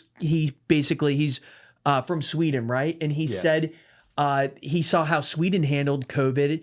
And this guy's not political at all. And he's like, wait, why are we locking down? Are we sure this is smart? Are we sure it's good for people at the social level? Are we sure it's even saving lives? And so he spoke out against it. And he was banned from YouTube, interviews taken down from Twitter. So it became a thing where, as part of that landscape, and I think that's a great way to look at it, because people do always zero in on DC, and it is a huge problem. But if you look at the broader landscape, everyone, including big tech at that point, wouldn't let him speak. So he had no authority. Those positions had no grounding where you could say, Harvard says this, or I read this on NBC. They were outcasts. They might as well have been the guy on the corner with the half-drunk bottle of Hennessy saying, yo, lockdowns are shitty, because they had no backing at that point. He got fired from Harvard, and then all of a sudden, this otherwise legitimate view sounds fringe and dangerous, and stop saying it or else we're going to ban you too. That's where it gets scary, when you start saying that asking questions on anything is dangerous, because there's a couple human elements that we just can't fight because it exists. It's in our DNA, and it's what it is. One of them I talk about all the time, which is, we got this universal law of physics, one of them, that says for every action, there's an equal but opposite reaction, which forms equilibrium. Now, no one's ever going to agree perfectly on everything, nor should they. Then the world wouldn't be interesting. But you want those actions and reactions to be in this kind of zone, right? Yes. When it starts to get out here, Yes. just to get to equilibrium, those actions and reactions get violent and more violent and more violent and more violent. And what I see is that people sometimes, and we'll talk about this later with some other topics too that are prescient, but people will become what their enemies call them because they're called it 100%. As a lie for long enough that they get so pissed off that their reaction is like, well, you know what? Yeah, fuck that. Totally. And it throws the baby out with the bathwater, because you may have, and not the guy you mentioned now, I'm going to make up just like a random person right now from the COVID era, right? These ridiculous things that were like against actually scientific evidence were coming out, and they're telling us to do it. And you had some people stand up and say, scientifically, this is wrong. Here's why. Can we please talk about this? No, you're canceled. Get the fuck out of here. Totally. And 2 years later, they're like, the chemtrails of Bill Gates were injected in me with Jeffrey Epstein's DNA, and, that's why I'm now gay. It's like, it couldn't just stop at like, hey, this didn't really work, right? It graduated to that, and it's because you get pushed that way. And Joe Rogan has a great bit he always talks about where he's like, before COVID, I would have told you vaccines are great and ba ba ba ba ba ba ba ba ba ba. After COVID, I'll tell you they don't work. We didn't go to the moon, and reptiles are real, or something like that.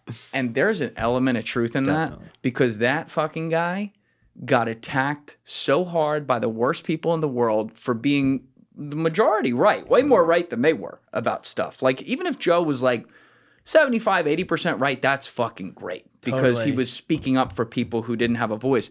So much so that they have now pushed him, I think, and I don't want to speak for him, I don't know the guy, Yeah. but they've probably pushed him farther on questioning things that don't have to do with that and actually thinking, oh, maybe this is true, on stuff that might not be the case and that he would have never even entertained 5 years ago. And as a human being, I fully understand why he's there. I would love to see someone trade places with him and take the attacks that he took and say you would have handled it well. You know? Dude, this is, I was just talking to someone about this last night. To me, one of the biggest issues if not the biggest issue in the country right now, is we essentially have one party. And the Democrats have no idea what they're doing. They don't know what their platform is. They don't have a leader. They don't have anything. And the issue is whenever you go against, whenever you highlight the actual issues, this is why they lost in 2024. This is why they keep getting crushed for a lot of reasons. Whenever you highlight the actual issues, they say you're right wing, and whether that's drug stuff, whether it's homelessness, whether it's the trans kids type whatever, they say that you're right. They say that you're right wing, and at one point the result of that is you become right wing. And you just say, all right, so as long as this is happening, this I think there needs to be a serious recalibration where they just look at it and they're like, okay, look, we're out of touch with, the large, because even a lot of people who vote for him don't like half the shit they're putting forward. It's just, they're scared of Trump. They don't like this other stuff. But in order for them to actually be competitive, they need to get in touch with the populace. And there's no indication they're doing that. We see it all the time when we write stuff. When you write, what was the article? The one you wrote last week about Susie Wiles. Yes. It was literally just an article about how Susie... She's the chief of staff? Chief Yes, of staff. yes. Under her, the turnover's been effectively zero. Yes. I mean, versus... Remember the first term? It was every week. Someone's out. Yeah. Tough bitch. I mean, she's running such a tight ship. Yeah. And the whole story was just saying how she's done this. And we get these emails from people and they're saying, you're normalizing Trump. That we ran a whole thing about this weekend featuring their He's response. the president. He's pretty normalized. Yeah, I think he's made it to mainstream at this point. If you're still in the thought process of being you can't normalize him, you're gonna lose. You're gonna lose the argument. You're not gonna. One thing that ties the last two things together is looking at young men and how they've moved to the right so drastically and so quickly is often a product both of the Democrats' failure to offer an alternative for them and the constant name calling. But to your point, if they've been told they're this fringe, and I know people are like, oh, so we're not allowed to criticize men at all. Me Too shouldn't have happened. That's not what happened in most people's experiences. That's not the message they get from most TV shows or movies or from their favorite celebrities. They've been told that toxic masculinity is a very broad thing, and that being into lifting and that being into all this, that spiritually, culturally, this is not natural. And all the little stories that might seem minor, but they add up, of the kid who gets suspended from kindergarten for making a play gun, or everything that happens at every freshman orientation in the country about how men are the perpetrators of all this. And then you look at the stats and it's like, men are losing in every facet of life right now. Young men, they are, and it doesn't mean that there should be this victim complex. I think that's counterproductive, actually. But if you look at high school graduation rates, college graduation rates, incarceration rates, suicide rates, mental health rates, every single facet of life, they're not performing well, but they were told that they have male privilege and that the patriarchy runs the world and that their biological instincts to protect and this and that and be strong and whatever else are toxic.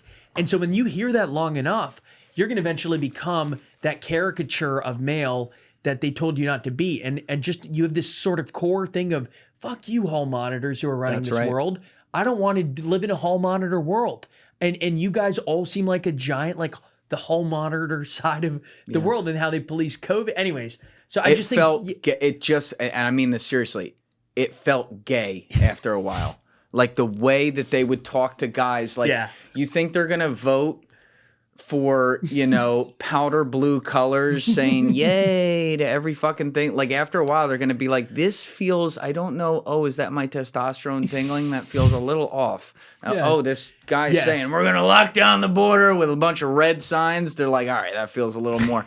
I get it. I totally get it. And when we were coming into Biden's presidency, my expectations were low because I could see he wasn't there. Yeah. And I think a lot At of the beginning of the term, you saw that. Bro, I saw it. So I used to caddy for someone very close to him at Wilmington Country Club all the time. And I've told this story on the podcast. Apologize for people who have heard this before. But back the last time I saw him in person, I never caddied for him, never met him. But the last time I saw him in person was July or August 2014. And I'm walking out of the caddy shack to go down to the practice tee at Wilmington Country Club to caddy for someone different, some other guy. But I see all the golf carts with Secret Service, so I know he's there. And I'm down on the practice tee, and a couple minutes goes by, and suddenly I just hear, "Hey, Jim, how's your ass? Bob, how you doing?" I'm like, "Oh, shit, it's the vice president." And he fucking, like kind of yoked, like busting everyone's balls, walks up, like takes out a driver, 245, 250. "Hey, Frank, how's your wife?" And I was like, damn, like this motherfucker's like 70, 71. Like he's got, maybe he could run. Then I saw his first speech in March 2019, which was less than 5 years later when he announced he was running in Philly. And I said, he must have had fucking 40 brain aneurysms. Like that's not the same guy. Yeah. So my expectations were low. Yeah. And then it got worse when it got in there. So let's just be clear, objectively speaking about that. And he wasn't running the country. He couldn't fucking pull his own pants up. That said, because the bar got set even lower after that, my expectations for Trump on a basic level were high. That included like day one, he gets a victory when he gets to say there's now 2 genders. Here's an executive order. It's like, wow, we really got out of whack here. But he has been so disappointing on so many levels with breaking promises that were more, I'm talking about the stuff that wasn't really conservative liberal. It was more like, oh, we're going to release Epstein files. Oh, we're not going to fund foreign wars over and over again. Oh, we're going to try not to raise the national debt fucking another 3 to 5 trillion. And he did this, like there was a 2-week period, funds Ukraine with their freshest round of funding ever after fighting with Zelensky like a few weeks before in the office. Does the big beautiful bill, which remember Edward Snowden's law about when a bill sounds like it has a nice name, it's fucking terrible. It's going to up the national debt 3 to 5 trillion over the next 10 years. Fucking bombs Iran. We'll get into that because another country fucking wants them to. And then says no such thing as the Epstein files. That was the worst 2 weeks I've seen on a president forever. And unlike Biden, like he's with it. He's here. Yeah. Right. And so when I see that, I bring this all up because to bring it back to your point, I've talked with a lot of young men like since then, and my content guy, Alessi, has talked with a bunch of them as well. He's about 25. And they all say the same thing. They're like, fuck this guy, broken promises, can't stand this presidency, whatever. But like, just give me a normal candidate on the other side. Because they're like, if the election were tomorrow with whoever the fuck, whatever the messaging is on the left right now, we'd still have to vote for Trump. We wouldn't like it, but like we'd still have to do it. And I fully understand that because there's just some common sense things here, especially like, turning people against their own biology that has reached a point where it's like, yo, reset. This is like, it's worse to me than the Republicans in like 2008. And to put that in perspective, endless wars, crashed the entire economy, social unrest, couldn't even get Hurricane Katrina right. George Bush, Dick Cheney. I don't need to say anymore. If it's worse than that, you have really fucked up your messaging. Well, I mean, a lot of thoughts on that. Number one is I think this speaks to the Epstein issue, which is impressive. I should have started a time before we mentioned his name. 123. We got it. But I personally, in general, take a view of almost like an agnostic view until we learn more, because I think that the unknown unknowns, to quote a George Bush official, Donald Rumsfeld, are always bigger than we realize. I think they're always bigger. And I think it could be a small reason. Maybe it was the birthday letters in the files that Trump, who's, has a bit of an ego. I don't know if anyone's noticed that, but he has a bit of an ego. Maybe that was enough for him to not want them out there, where he just didn't want anything. Maybe it's something much more cynical. Maybe it's something, but the fact is, Biden didn't release them. And you could argue it's damning for the deep state and other people were implicated, but they could have redacted. They could have done some moves if it were that bad. So I'm kind of like, I think, so then you have Kash Patel and Dan Bongino, who talk a huge game, who made their bones off being anti-establishment. I mean, this would be like Dave Smith going into the State Department and becoming pro-Israel. Like basically what's happened. Like that's the equivalent of what's happened. And so all of a sudden you're like, Do they take a drug? Does someone show up to their apartment and hold a gun to their head? Or is it simply that the incentives and politics of DC are so intoxicating and complicated, and people taste power and they want more of it, and all of a sudden they're like, yeah, we're not releasing them, and believe me, there's nothing that bad in there. Dan Bongino, who was, again, it would be like Tim Dillon getting in there and saying, you know what, I want BlackRock buying more homes. Like they have done 180s on everything. And I think I start to wonder if it really is just this system is so bad. And I've heard people talk about, they go to DC and these are like decent people. I mean, maybe they have some problems, who knows? But like I've met some people who've been pretty influential in DC, and they go in for a position and they are just neutered when they get in there. And I don't know how nefarious it is, or if it's just more boring and it's lawyers and it's that this giant bureaucratic blob, and that also there's this rule of law and this complicated like patchwork of laws where you try. There's all this shit going on, and it's just like you can't really do anything in government. So I think this is, what's your take on this? Because I'm seeing some disagreement over here. I think Trump's proving you can do things. I mean, he's going through, he's smashing so much stuff that they said you couldn't do, right. And all these norms, and like, I mean, he's about to buy Intel. Like just do it, just to do it. Like, which is also, but let's be honest here, and this is why I when it comes to like communism and fascism, I don't make any distinction, and I'm not saying he is either. I'm saying there's always accidental, slippery slopes with this stuff where it's like you have the right intentions, and it's like, wait a minute. So true. Buying a percentage of a public company that the government owns, that is like kind of right. You know what I mean? And I hear what you're saying, and there is some positive to other things he's doing. Well, I'm not even defending it. I mean, to me, it's like the U.S. government's about to take 10% of a failing company. Why? Like, you know, I get that there's a national security interest in the chip stuff, but they also put billions of dollars to that already. It hasn't worked. It hasn't done anything. But well, I mean, one thing with Trump, you know, the Big Beautiful Bill is interesting because we spent a lot of time writing about this, and it was the biggest series we ever ran in our newsletter. we66.rocanews.com. You can check Link it out. in the description. Yeah. The biggest series you ever wrote, which is breaking down what's in it. And if you look at the coverage of it, so all the headline, for one thing, the headline numbers are astronomical. They're also kind of misleading because baked into it is a lot of stuff about the extension. The biggest chunk of what was in there was extension of existing programs. So it wasn't new stuff. It was taking the original Trump tax cuts from 2018, 2017, and then extending them further. And then they said that that's going to up the deficit. The fact is, nobody was going to stop it. I mean, like letting taxes go up for everybody was not an option for either party. And so it's kind of baked into it. What's interesting now, though, I mean, just on the same interview with the Yale budget person, she said that now their model shows the tariffs bring in $4.1 trillion in the next 10 years. So that would offset the bill. Offset it, yeah. So I think there's a lot of stuff going on here. I like whether it's good or not. You know, with all this stuff, I think some stuff I instinctively oppose, some stuff I instinctively support, and a lot of stuff I think the cards are out. And it's like, I mean, the economy is the biggest one to me. I mean, talking about we've seen this so many times. You go to, I mean, you could go down the list: Milwaukee, Oakland, Cincinnati, Cleveland, Lexington, you name the city, you go there and you just have abandoned factories. And everyone's like, well, we're the middle class. That's where we got tortured in one. Yeah. There you go. It's an abandoned warehouse. Milwaukee. That's crazy. There you go.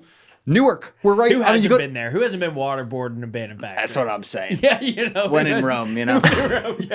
Yeah. I mean, you go a few miles here to Newark, or even Brooklyn, right? Brooklyn just happened to benefit from the bounce back of all the money in New York City, but like Brooklyn was a bunch of abandoned factories. Yeah, Joe's a squatter in one of them. That's Are where he you? lives. Yeah. There you go. Yeah. So it's not all bad that the jobs all went overseas. That's right. But Sleeps like on glass shards. He's hard. Yeah, when you look at a lot of this stuff, it's the same story everywhere, and it's like, to me, we just don't know yet. Is this stuff going to work? Is it not? So I think a lot of the stuff, the cards are out. The establishment, economic media establishment, is so stacked against them on some of this stuff that we just don't know. Other stuff, yeah. I mean, to me, the Epstein thing, I think he could just do it if he wanted to do it. I mean, he so clearly, and why he doesn't want to do it, who knows? I mean, there's so many reasons. Ranging from what they have on him to what they have on everybody else to whatever. Yeah. But he does what he wants. Yeah, that's a good point. I do think that he is someone who, I guess this honestly probably feeds conspiracies. Trump is someone who worships at the altar of polls. He loves public opinion. He follows them closely. Everyone who's close to him says he is obsessed with polls. He's obsessed with them. So, and I've seen this anecdotally, as you point out, and we thankfully have a big, insanely politically diverse audience. I'd say if there's one unifying thread, they tend to be anti-establishment, but it's a very different. Bernie bros, Trump supporters, center right. It's usually not people far left or super MAGA because they have their own media and we don't feed them enough fodder. But it's usually people who are like moderate, libertarian, anti-establishment, whatever. And these people are very against the Epstein handling. They think it's been a disaster. So if it's been such a disaster, then why not cover up? Because this Ghislaine interview is just total bullshit. You know, like Donald was great. He was wonderful. I never saw him do anything. Can I have my pardon now? You know? now it's like that meme where the guy's smiling in the mirror and then it shows the other side and he's got a gun to it. We have Ghislaine. Trump's amazing, and someone's holding a gun to her head. Exactly. So it's like, why isn't he releasing? Is there some? And I know. I by the way, I think sometimes the mob can get a little crazy, like the release the files mob. I don't think there's a 0% chance. That like there are a lot of victim considerations here. If you really release the files, there's a lot of these people are out there. I wouldn't want all this information out there. Someone to live normal lives, and they're entitled to that. So there might be some more generous readings, but it does smell bad. The letter was bad. I don't even, by the way, I'm going to defend him for a second on that. I don't even know if the letter's real. That seemed fake as fuck. You know what's funny, though, is someone did show a compilation of Trump because some people were like, there's no way Trump would write enigma. And apparently it's a big word. Trump's apparently that's like his favorite word. Like there's a compilation from the past of enigma. Enigma. Exactly, where he just enigma. did a ton of that. He's an enigma. But it's this, you came... Actually, I can't remember which one of you said it, but it was brilliant, very well done. But someone about like, it was you, Julian, were you talking about like people afraid to ask questions or getting in trouble for asking questions? One area where we see Roca's role is we see a lot of people in alternative media who've reached just insane conclusions on some shit, and their brains are broken by establishment distrust. That's right. And they just have lost basic facts, and they distrust. They take like any sacred truth and take it to the inverse power, and that's what they believe. And that's dumb. Then the legacy media is so out of touch, they're so self-interested that they won't even ask basic questions. And they don't care to ask them. They don't care about what's happened to Ohio because they went to prep school in the Northeast and the Middlebury College and the New York Times editorial room, and they're out of touch with this shit. They don't care. So we ask some of those unholy questions, and maybe the answers will disappoint the conspiracy theorists, but this is an issue we've been on for a long time because we know people care about it. They think it's like emblematic of establishment shooting a bird to people where it's like, we're going to have this ring, then we're not going to tell you about it even though we have the files. And yes, it implicates a ton of us, but too bad you're still going to vote for whoever we put out there. So anyways. I think the question is what's going on right now too. I mean, like all this stuff, obsessing about Epstein and whatever. I mean, obviously everyone wants to know and should know, like we need to know. On the flip side, though, most of the people implicated in this stuff, I mean, this was early 2000s. Like a lot of these people are dead now. Like Bill Richardson. A lot of them. You know, like a lot of them Clinton. Aren't, I mean, a lot of them aren't. But you know, it's similar stuff. One of them's in the White House. Let's just be honest here, Max. That's true. But what's going on now? I mean, if this stuff was happening then, there's got to be something else going on now, right? Or not? Or is this like a one-off thing? Where's all that stuff? And what do we know about that? And what's going on there? I mean. That's something to me. It's like a lot of stuff. It's almost, I don't know. To me, just like the main question to me is, if you like looking at it, is what's going on now? What kind of stuff and what can we uncover right now? Given we have so many media platforms. 20 years ago, if someone came forward with a story about what Jeffrey Epstein was doing, it probably wouldn't have gotten out there because powerful people control all the platforms. Dude, people turned down that story over and over and over and over. Yes, and then the Miami Herald woman, I by the way emailed her a number of times to try to get an interview. Julie Brown. Yes. Yeah. She published it, and it was so dangerous for her. And people since then, they were threatened over and over. The Post, after he was convicted, then the new wave of journalism, like it. Oh, the interviewer of Les Wexner's victims later on, who was, and then one went to like Epstein's Albuquerque ranch or New Mexico ranch. The White House one, you did a great deep dive on this, where it was like, let me get everything I can on Trump's relationship. Trump's ties with Epstein are way more than people think. Like a lot of people like to play him down. Oh, he wasn't like that. They just happened to know each other, have pictured together a few times. You get the Maria Farmer testimony? Yeah. They were tight. I mean, like they knew each other. They knew each other well, but doesn't. Here's the thing, because listen, you can run the tape on my podcast, like even back episode 39 with Mike Spear, where I pointed this stuff out in the first 30 minutes. There, I still always looked at Trump and said, there are things, regardless of what you think of him politically, there are good signs for him here related to this case, as in how he cut ties with Epstein, how he was the guy fucking yelling his name on national TV in 2015. Totally. Like you have to balance things out, because the thing about Epstein and Maxwell is that they were excellent spies.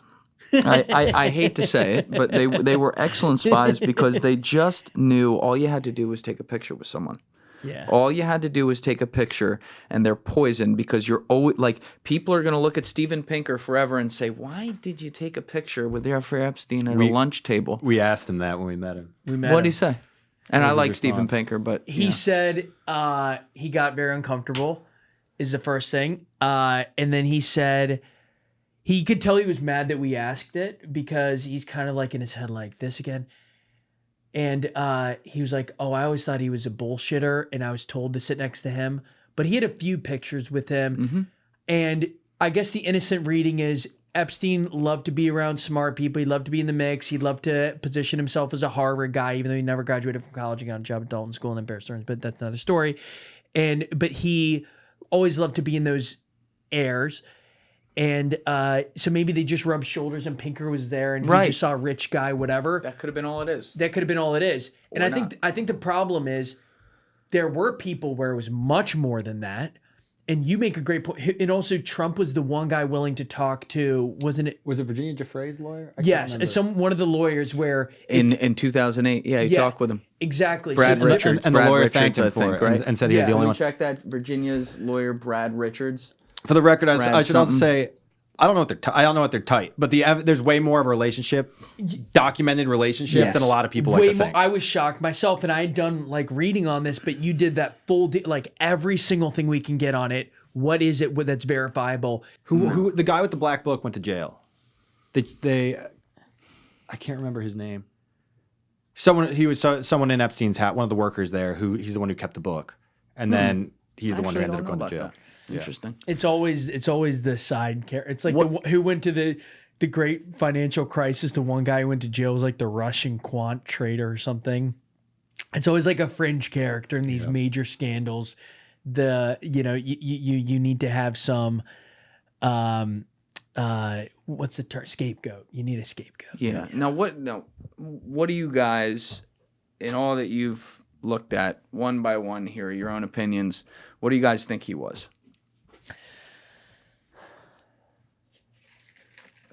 You know, it's funny. I not to give like the most anticlimactic answer, but I have just. It's kind of like reading, some great Supreme Court cases where you read multiple takes and you find several compelling. I would say that you have to think of it probabilistically because there's no foolproof case for anything. There's likelihoods. There are coincidences that are hard to ignore. I think he became an intelligence asset over time. I think that it helped him escape the hands of justice. There's always that quote attributed to Alex Acosta in the Florida case. To intelligence. Yeah, he belonged to intelligence. That's why he's told to back off and give him the friendliest plea deal in history. I don't know how he started. The character I know better just from having done a multi-part deep dive series on him was Robert Maxwell. And it's a great case in Ghislaine's father, who some believe introduced Jeffrey to Ghislaine. And he did. That according to one source, but it was also possible that it didn't have. I mean, the timing is crazy from when he died to when Epstein and Ghislaine first flew on the jet. I mean, it was the same. It was some months apart from when she was first on his flight logs and he died. And so was there a handoff, or was it that in the criminal underworld, of which they both had a ton of connections by this point, they knew Jeffrey was an expert at hiding monies offshores, having done work for Stephen Hoffenberger, yeah, the Ponzi scheme, yeah, who Epstein worked with and then somehow got off scot-free. So it's likely he was an asset. I do think he an agent. I doubt it. He just seemed too all over the place. I think he probably became an asset for which governments? I think the Wi-Fi just got cut off, but we got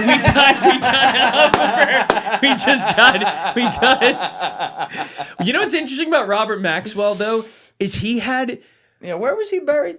It's Holy Hill, but he was not given the proper overseas burial that Bin Laden got. But he wasn't. He well, they tried to, and then they pulled his body out. But he had ties to MI6, the KGB, and Mossad, and the CIA. Almost certainly, yeah. Almost certainly. He certainly did to the KGB. He's a terrible guy. He's one of the greatest spies to ever live. Yeah, and he was and by the end of his life, the greatest cause, philanthropically and otherwise, was Israel toward the end of his. Now, the thing that's debated, and the funny thing is, though, is you want to put on tinfoil hat. Sometimes you got to put on the tinfoil hat to the people who make the claims. So there were a couple people who sort of became edgelords who alleged that he was in Mossad asset much earlier than is believed to be the case. I don't know how true that is because some of these people were already sketchy characters. Anyways, but I think a lot of these people were, I'm not giving a compelling answer because I think it's very complicated. I'm not sure what is established, and I also hesitate to just give a strong case without it. But he clearly, his story as is doesn't make sense. And so for that reason, I believe he was protected. I believe he became an asset. He would have been targeted. Was he an agent? I don't believe so. I think he was too all over the place. But I don't know. Frost knows more about. I don't know. I think the intelligence world's way murkier than people think. And, like we have the Five Eyes, right? It's like we share intelligence with all these countries. They run stuff together. They run assets together. So I think the idea that he was just doing whatever he wanted around the U.S. is this Israeli pawn, I think is certainly more complicated than that. It's not that simple, for sure. And also, we're living in this world now where everyone's just like, the Jews! Forever. Yeah, exactly. I mean, they're trying to say OJ didn't do it and the Jews did it. Yes. I mean, we are at that point in the simulation, and it's actually it's so beyond the pale, and it's such a problem. We have to be able to talk about things objectively. We have to be able to talk about governments objectively, and that also includes when the current Israeli government calls any criticism of them anti-Semitism. Fuck you. Right. Fuck you. That's bullshit. Yeah. Because by the way, we talked about you turn people into what you don't want them to be. Totally. That's exactly how it happens. Totally. You are creating the next generation of people who will legitimately be anti-Semitic, whatever, insert every ism here. And that's a huge problem that needs to be said. But if you're going to talk about things that maybe Israel allegedly did, you also have to look, I mean, not yourself, but you have to look in the mirror of your own countries, because the fact of the matter is, it is a fucked up world out there. It is especially fucked up in the intelligence world. I completely agree with you, Max. It is way murkier than people think, especially when they come to very simplified solutions on things. There's all kinds of double, triple, and quadruple work that goes on. But unfortunately, these guys are constant, and across all these different agencies, are constantly weighing, upside, downside. And if the upside can outweigh the downside, it doesn't matter what that downside is. I'm not agreeing with this, by the way. I'm just saying this is how they think. Yeah. So if you don't think that your favorite government is doing some fucked up things, a la what this Epstein thing was, you're wrong. Well, they do it. I mean, this is the thing that one of the things that drives me crazy when you just look at the media environment right now. There's this kind of stream of this. I'd say the Reddit history types who they're like, oh, everything a lot of it boils down to everything America does is bad. America's of course done a lot of bad stuff. Yeah. Spy agencies, all the military, whatever. So has every other government with power has abused it. Mm-hmm. So if you want to be America's so bad, and not a lot. This kind of, I don't want to simplify it too much, but some people do say this, that Russia's good. You know, the American government. It's like no, just read anything about this stuff. The issue is power, and especially power and secrecy. And now I understand why we need intelligence agencies. Like they exist for a reason, but there's also you have to have checks and balances. I mean, for a long time, the CIA was doing whatever. I mean, they were allowed to do stuff on American soil, right? And now technically they're not allowed to do it, but whatever. Oh, they break that rule all the time. They do, but I mean, in the early, I mean, when they in the 50s, 60s, you know, was it the church? What was the Church Committee in 1974? I mean, this stuff had to come out first. People didn't realize at all what was going on. And then it came You know out. what happened to Church, by the way? Was he killed? He lost his next election. Oh. A lot of money came in against him. There you go. But to me, it's like the issue here. It's like, yeah, you know, it's incentives. I mean, you see this time and time again with all these different things. Whether it's DC in the media, you look at it, everyone's like, oh, it's like all these journalists are like, you know, either on the right, like right-wing propagandists, or like woke, you know, J school grads on like the left. But it's incentives in place that lead to this kind of stuff. That it's like, I mean, realistically, what you have in the media right now is, you know, if you're Fox News, your business strategy is to corner the right of the market, and if you're MSNBC, it's to corner the left of the market.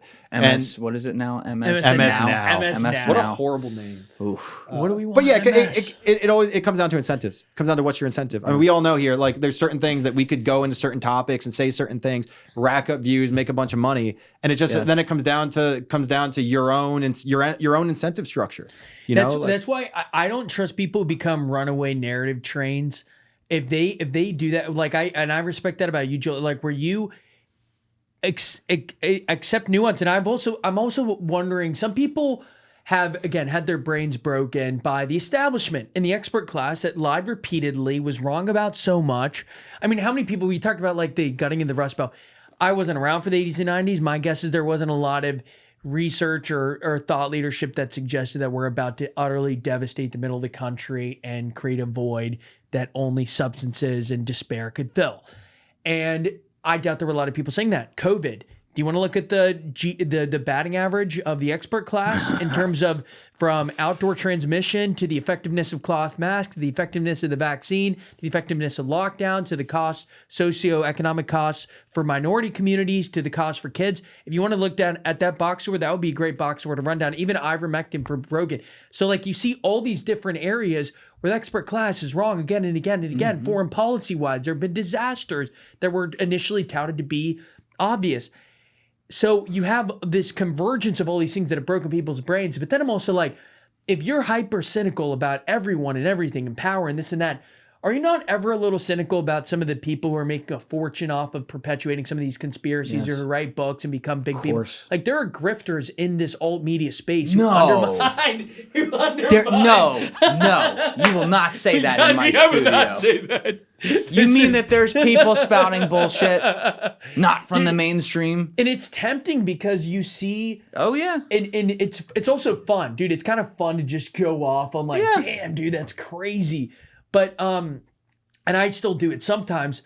So I think, you know, I remember this Conan O'Brien. Get this guy a Wawa hoagie and a fucking Mad Dog. I go back between two things where Conan O'Brien once had a line, he said, where he thought at the top it's way more boring than people think. And whenever I get to know semi or mostly or entirely credible people who've been in high levels of power, have seen it, I often get that sense. But then I also go to the other side of like, if you think about great scandals or frauds or corruption, they go on for a long period of time. I'll give you an example. I'm a big Jordan guy, so I will just admit that up front. But like LeBron, not the country Jordan, I haven't even been talking about foreign policy. An example of something about like LeBron, I've talked to someone who played with him in LA, and I've heard this more and more since then, that he is a serial cheater. Now, that hasn't been a narrative in the mainstream, but people who know that. So it goes on and on and on and on, and he does an NDA thing and this and that. But it's like, that's the kind of story that you could only get through like some fringe reporting, if that makes sense. And similarly, people, Harry, whatever his name, Markopoulos, who called out the great financial crisis years before and wrote the letters to the about Madoff. SEC about Madoff. Yeah. Or sorry, not the great financial. I mean, he did call out some bullshit there, but he said his returns are statistically impossible. Yep. And then you have people who called out the Epstein ring way before. Alex Jones has called out a number of things that have proven to be true. Give Alex credit on that. Yeah. And so all this is to say, like, I go back between these two things of there are so many grifters who just have become like schizophrenic connecting dots. But then there are a lot of crazy things. And I know less of it in the foreign policy realm, but that's an area where I'm like, I don't even know who to trust when it comes to like the Iranian Revolution. Like, where do you go for dude, an it's official hard, but narrative? actually, I want to give you a ton of credit. We got way off this earlier, Max. Your point about how Iran like used the left and then killed all them, spot on. That was a part of history I was unaware of until really recently when I talked to someone who was Iranian and was there at the time. But it's so strange how places like that, you will have groups of people who get so worked up about something that might be objectively bad that they ignore all the facts in front of them as to what their fate may be, that they go into places thinking that they're controlling the Trojan horse, but they are the fucking Trojan horse. Totally, 100%. I mean, not to just speak in platitudes, but like what it comes back to is all these different things, dude. To your first point, it's not having groupthink. I mean, you have it foreign policy. Yeah. Whether it's science, foreign policy, or economics, it's obvious. Like the key is having divergent thought and letting people speak freely, and having a media that actually amplifies voices that are across a broad spectrum. The issue is we've gotten to a point where everything. It's like, I mean, until again for Trump, for better or for worse, you look at the stuff that RFK is doing.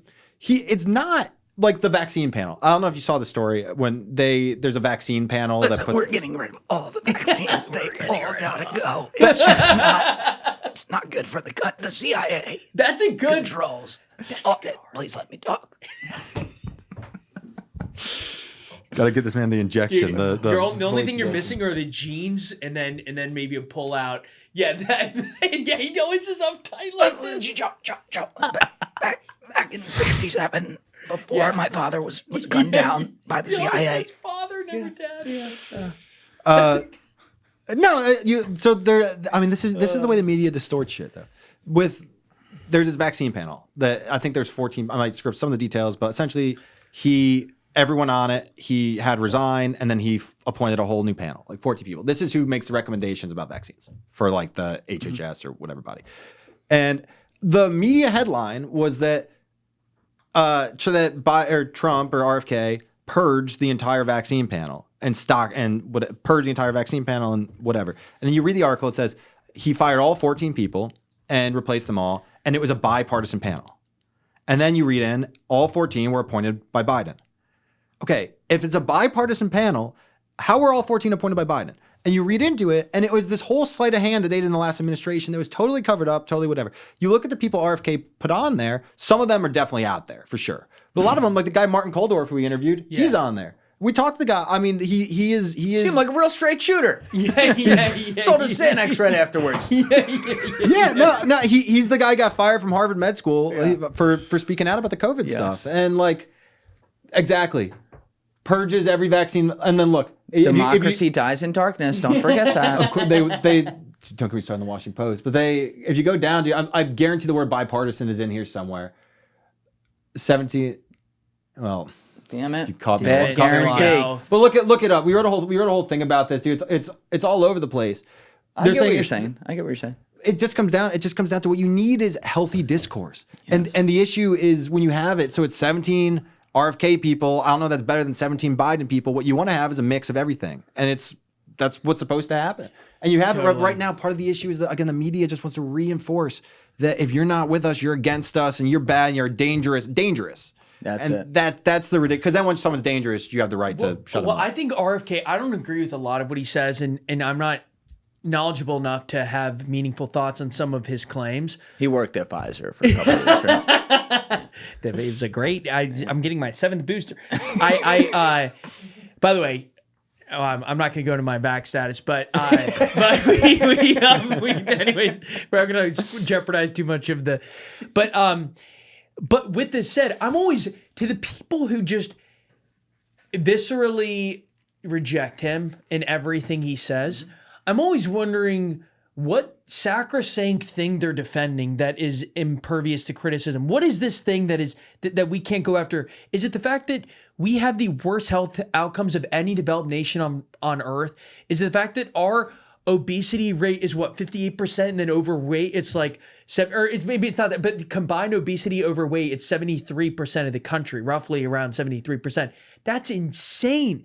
And we have all these chronic illnesses, and our life expectancy lags comparable nations that are economically comparable nations. And you have all these terrible issues, and you have these. We're one of 2 countries in the world that allows pharma ads, us in New Zealand. It's crazy. We're one of the few, the biggest lobbying group in DC is pharma. And they just run, and you talk about AEI, to go back to one, I think of this example often of Scott Gottlieb, who was FDA commissioner, bans Juul, goes to AEI, and then he joins Pfizer's board, and then who's all of a sudden the Wall Street Journal's go-to columnist for COVID, who's on Face the Nation every single Sunday, who's one of the leading voices on CNBC in all matters COVID, is a guy who's on Pfizer's board. As if he doesn't have an ounce of conflict of interest. I don't think he's evil. I think he's self-interested. And by the way, fun fact about Scott Gottlieb, Mr. Stay in Your House, he wouldn't shake hands with people without getting hand sanitizer before COVID. Before COVID. That's who's running policy. Oh, so all that's to say, yeah. I'm always with RFK. I don't know why we got off this track. I guess I've just had that penned up. But like, I just don't. These You're weaving. We're doing the weave. I don't know where I'm going. I'm gonna come back. Don't worry about it. That's my job. I'll keep you here.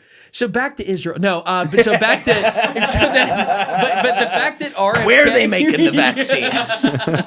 But I'm just like this groupthink.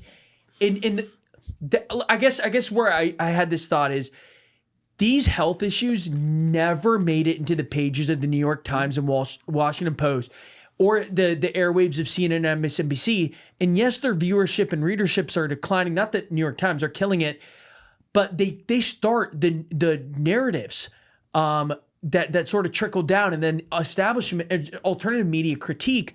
But they are still important, as much as I hate to say it.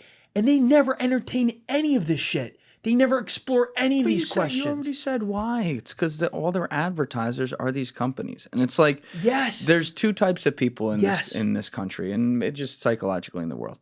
There's people who have a complete disdain for being told that maybe a lot of things they believed were a lie.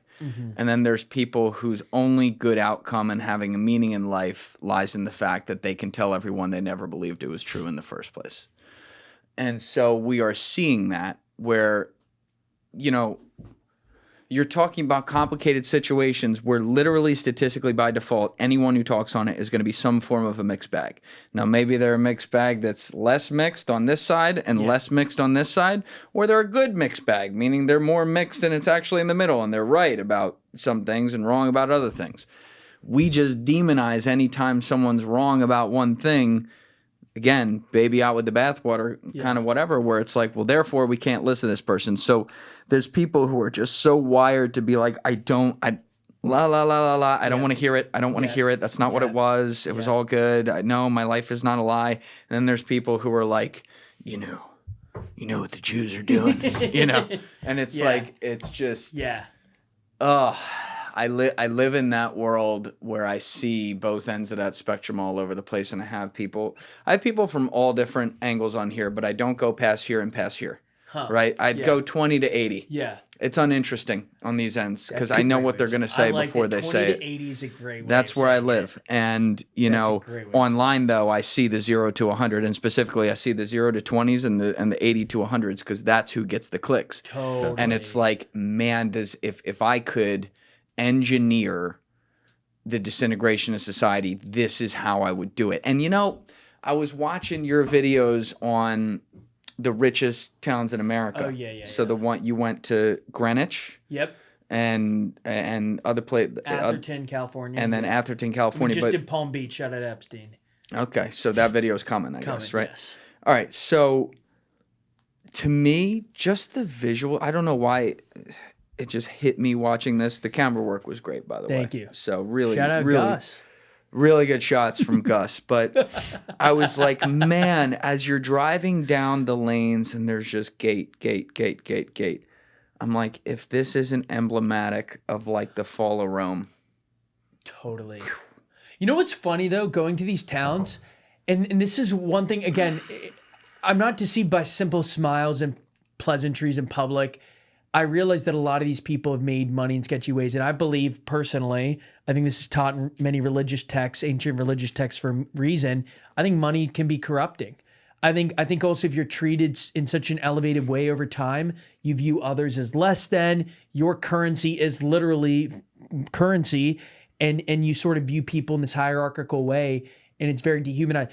But there are also a lot of people who aren't awful, and I get like their perspective when it comes to like zoning laws. And I know people who are already killing it financially. They'll probably want to move in a place where it's privacy. But the reality is, when you zoom out at America and see the concentration of wealth among a small people, it's not good. Even for them, it's not good, because what they have is temper. I mean, people are just getting angrier and angrier and angrier on both the right and the left when it comes to the concentration of money and income inequality.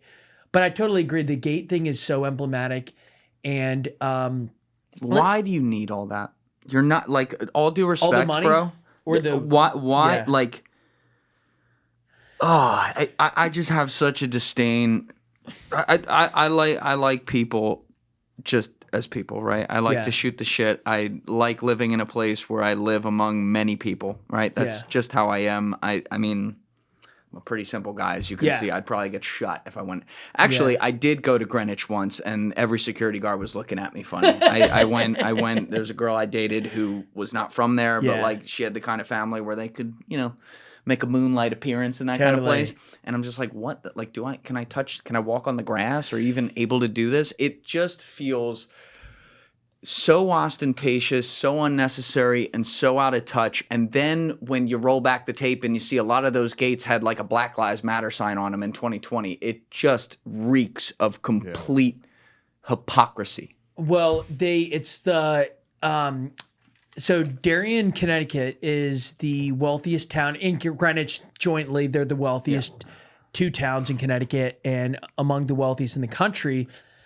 Darien is 96% white. It's smaller than Greenwich. It's a higher concentration of wealth. It's very waspy. And it's a Democratic town. So is Greenwich. Yeah. So is Atherton, California. Mm-hmm. And it's been one of the most interesting political trends of the last 10 years or so is the class switch. Where the Democrats are now the party generally of the wealthy. Now you could argue that Trump has his 2017 tax cuts disproportionately benefited the wealthy, and that he himself is very nepotistic and he does a lot of crony capitalism moves, favors to friends and all this stuff.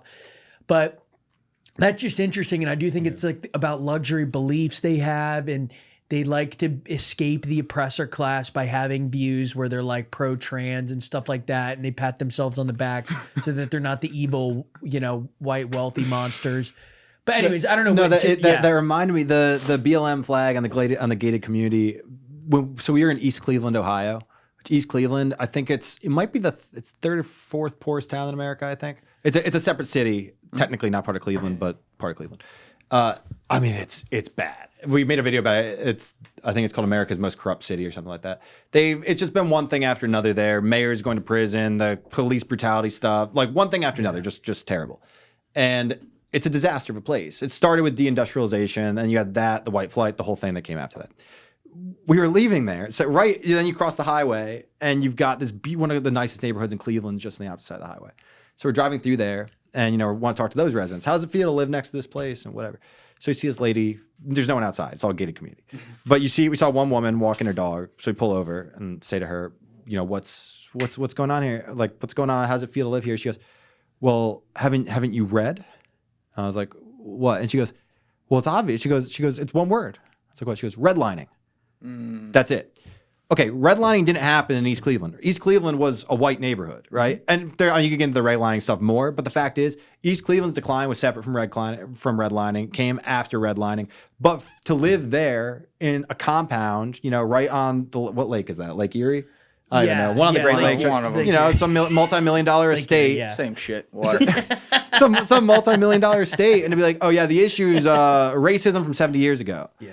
It's like, it's the stuff people tell themselves to not avoid it. And another to thing, offload the blame too. Offload It's the blame. not like it's not class issues today. It's something we did, and screw them. I'm one of the good people. Have a nice day. Also, get off my lawn. Yeah. and we hear that time because every time we go to a city, whenever we do like a video, trying to like kind of like a profile video of a city, you always want to paint an accurate representation of the city, and it's hard to do. And the bigger the city, the harder it is to do.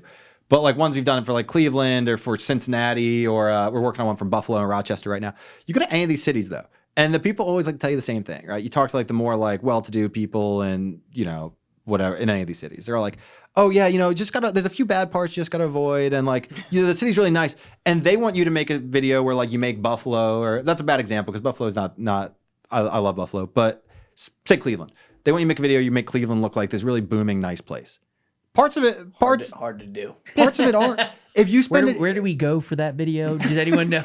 Yeah. If you get in your car, I mean, again, there's parts, but if you get in your car and just drive around Cleveland for a day, you're just going to see so much dilapidation, neglect, poverty, that to make a video where that's the thing it's just dishonest. But those people genuinely believe that they live in the real Cleveland, and that the place with a murder rate higher than Baghdad is not representative of the city. Higher than Baghdad. Well, it's true. That's how you know you are in the hood. We got Baghdad beat. I mean, this is the other. Well, I mean, one of the other frightening truths is whether it's Newark, whether it's Cincinnati, whether it's Cleveland, the murder rates in these places are war zones. Oh my God. It's crazy. New York City's not. I mean, that's what's funny. New York City gets so much media attention. True. New York City is so much safer than any of these other places. And you know what? We got to say it. Like, yeah, let's look up Baghdad's. When did you guys get to New York? We moved here December 2021. December 2021. Okay, yeah. so you got. I was living with my cousin in Jersey for that fall, and then we moved. Yeah. You got here 10 months post Bill. So that's the thing. Like Adams, I don't like any politicians. They're a separate category for me. They're not welcome on my show. But Adams, I'll admit, is entertaining, and they're all going to be corrupt. I'm sure he's no different. I think there's probably even evidence of that. That said, Bill de Blasio ruined this city to a level the likes of which it hasn't seen in decades. And Eric Adams came in kind of old school, no nonsense, law enforcement Democrat. Mm-hmm. And what I would say to people, because I watched the city improve over the first couple years, and I started to say to people, don't listen to what the guy says. Watch what he does. Because he would say whatever cringy line of the week from the DNC there was. Oh, we're going to send vegan chicken to Philly if the Eagles beat us, right? Like, he would say shit like this, and it's like, well, oh, my God. But then his actions would be a little different. And so he always said the right things on the immigrants coming in on the buses being sent from Florida and Texas. Totally. But you knew, I mean, this guy's a cop. He knew this was a problem. 100%. And the minute he said something wrong on that, which he was 100% right about, by the way, I'm like, he's going to get charged. Got charged like 2 weeks later. And so you've now, they wrecked him from that. And now you've opened up a void where, like in my opinion, New York City can't be run by a Republican and it can't be run by a socialist. It's very simple. You need an old school, no nonsense kind of blue collar Democrat, right? Well, you have that. You ruined them. Yeah. And now you got a socialist coming in to fill that void. And so, yeah, I agree with you. It's so much is overblown about New York at this point. Like, it looks way better than it does, but I'm very concerned about how it's going to look a year from now if this guy's in there. Totally. I mean, just one thing on Eric Adams is I think he's a practical guy. I think, it's always cringy when politicians do like, I grew up in this tough background and I remember when we couldn't have cereal. But like, he actually had a tough upbringing, and then he was Brooklyn borough president. He was a cop. He kind of, I think, gets the thing. I remember going to San Francisco recently, and yes, it's coming up in their mayor. People like him, and apparently he's doing good things, even though he's like the heir to the Levi Strauss fortune, bit of a Nepo baby, whatever. But it's also hard to get worse in San Francisco. Like, his approval rating's great. He's doing some obvious things like, I don't know, he's no longer handing out needles, radical idea. I remember just as another emblematic thing of like going through the Tenderloin, their rough neighborhood there, Kensington, although it's not quite as bad as Kensington. And you see all these like new benches that are new. and they were designed by people who wanted to liven it up by giving these new modern benches and some plants above it. People are smoking weed and going to the bathroom in those plants. They're sleeping on the benches, which they tried to curve so that people couldn't sleep there. It doesn't. Those are the classic impractical. People went to liberal arts schools, raised in wealthy neighborhoods. They want to score the moral points. They come up with these stupid ass ideas. They probably did the Cracker Barrel rebrand too, and they just send it out into San Francisco, not knowing at all how homeless. So you talk to these business owners around there and they're like, they didn't talk to us. We have to clean off our front porch every single day.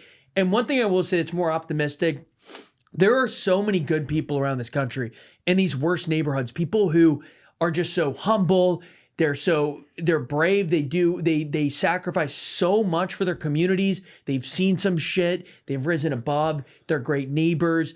When the government fails them, they rally together. They pull together resources. We saw this in rural Ohio. We see this in hoods. It's unbelievable how the people are always like, what's the good news when you go to these places? It's the people. They're the good news. There's so many good people in this country. So honestly, like I am moved by that whenever we travel. You guys are showing that though. It's really cool. Look, and some places are actually coming up too. You know, like, I mean, New York's a great example. Just in the period that we've lived here, I mean, 3.5, almost 4 years, it's gotten better. I mean, it definitely has. And like Buffalo, we just got back from Buffalo. Buffalo, it's just clearly it's like doing well. It's, you know, you see it and you're like, this is what it's supposed to feel like. People are moving back here. Businesses are opening up. And then when you look at other cities, you know, it's interesting to go to all these different places and you realize too, like, yeah, the politicians are also only part of it too. Everything talks about politics and the politics of this place or the leadership. But in reality, it's everyday people. And then if they start doing something good, then people move in. And they also know you go to a place like Cleveland, dude, they're not waiting for the government to do anything. Like they've given up. You go to Detroit, they're like, the government's they're like, the government's not going to fix our problems. We got to do it ourselves. Yeah. And then once people actually start doing that and they get a little bit of money to do it, then it starts to come back and things start to improve and whatever. So long as you have the people there with, you know, people there to do it still. But Pinker wrote a great book called Enlightenment Now, I think back in 2018. You ever read this? I've read parts of it. I didn't read the whole thing. So he breaks down human culture around the world improving statistically over time across all these different variables. He does a beautiful job. And it's a great concept. He's looking at things during a time where everyone's fighting. It's like, hey, it's more positive than not. And almost every variable, we're at the top of the line right now. There was one spot. It's like sometimes you take a little step back, but I forget, I haven't read it in a while. There was like 1 or 2 spots where we took a little step back for a minute, but he's like, here's why it'll improve again. And so that's all great. And basic things so that less people are dying of things they would have died of 100 years ago around the world. That's awesome. But there's one extremely concerning chart within the United States, and it also exists globally, and it's why we're seeing all these different political movements that happen. I know you guys have covered some of this stuff and asked people about it. But like the chart of the separation, the death of the middle class is what I'll call it, from the early 1980s until today is a fucking V. You don't want a V. And it's showing that the concentration of wealth is so high among a select few that the rest of the masses and population are getting into a more and more hopeless situation, such that you guys, the videos of the neighborhoods really just puts an amazing visual on it. But that is when you look at, I mentioned earlier, like the fall of Rome. When you look at things as to why empires like that fell, they fall in on themselves before there's any enemies at the gate. And a common thread there is that an elite class forms. Elite is very broad as a term there. And a main class gets left behind. And the main class gets bigger in numbers and the elite class gets bigger in wealth and tighter as a club. And if you can't see that problem has not improved over the past decade, which is interesting because that's like post-Trump, whatever, I can't help you. It has not improved. And again, the people you're talking to on the ground, there's plenty of people in those neighborhoods. They're nice people. I don't want to like wave this wand and say because you got a gate on your house, you suck. Totally. That's not how it is. There's just there's a lack of thought on things. And maybe it's just because I view the world very differently. And I don't gravitate towards people like that like it especially pisses me off. But I don't know, man. At some point, you know, putting your fucking 12th garage in while kids are starving and their parents have college degrees that they're 40 years later still trying to pay for, that's when people will go into the streets. And I hope that doesn't happen, but like that's where things go. I think traveling to all these different cities, one thing that's really crystallized to me that I think is a huge misconception about what it means about like the elite. Like you say, it's the broadly defined elite. Yes. People like to say it's the billionaires, it's the billionaires, it's the billionaires. The billionaires. I mean, like Bernie to his credit, he's gotten it out there. He's whatever. I'm not here to defend billionaires whatsoever. But the issue of inequality in the country is so much bigger than billionaires. Yes. They're 900 billionaires. Yeah. They are a drop in the drop of the bucket. Yes. The issue, I'd say we've identified all over the country. Okay, you're born and you go to whatever good private school, then go to every good college, and you become a software engineer for Microsoft.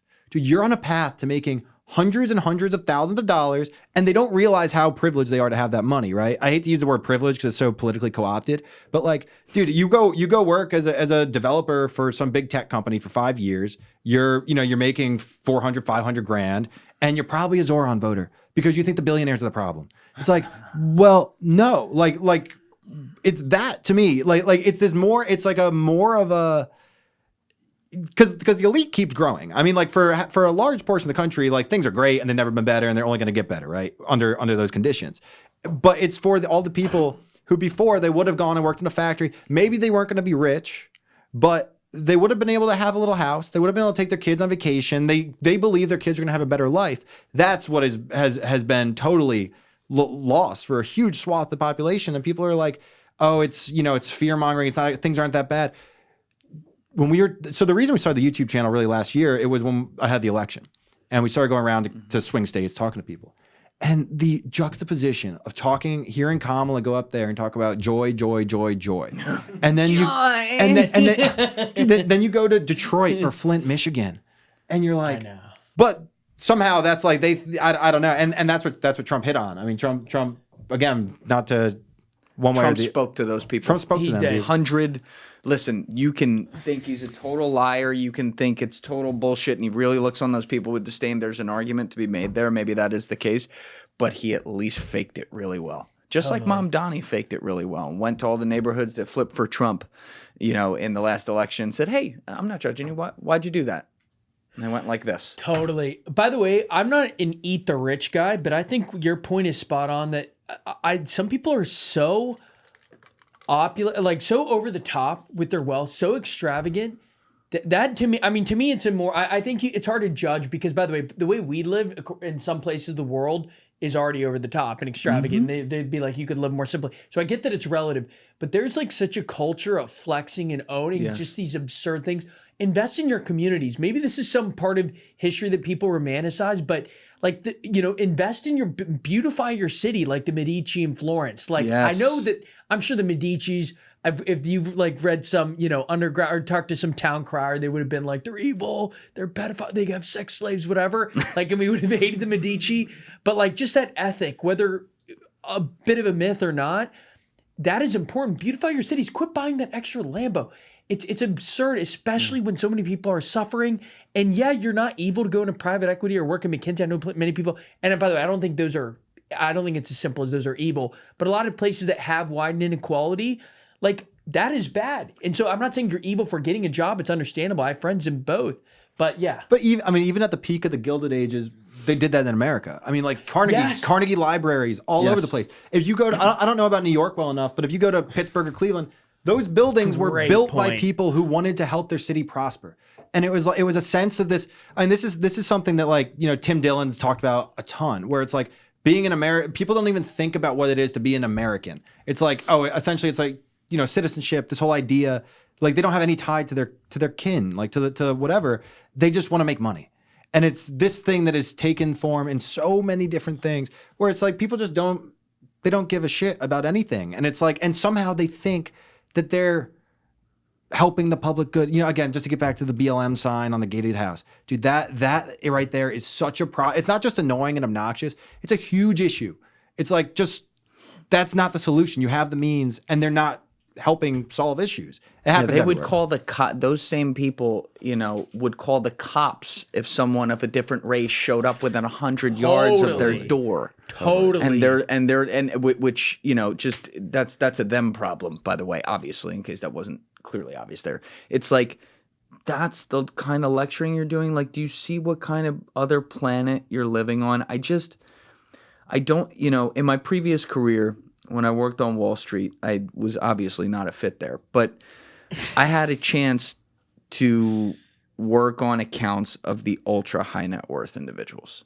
Okay, these are people who quite literally made more money in 1 minute than I made in salary in a year.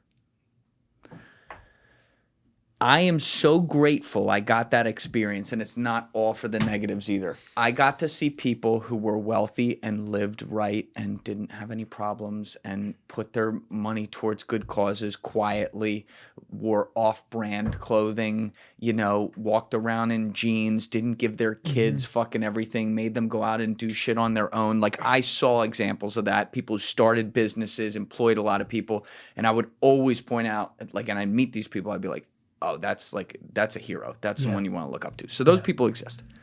Then I'd see the other side. And that phrase, mo money, mo problems, is the realest fucking thing ever because the people would invent problems. They were miserable. They had to keep up with the Joneses. Oh, this guy bought this private jet that's fucking I don't know how many square feet, so I need to buy that one. That's that. And I'm just like, the fuck it. Yeah. I have an oil leak in my ceiling.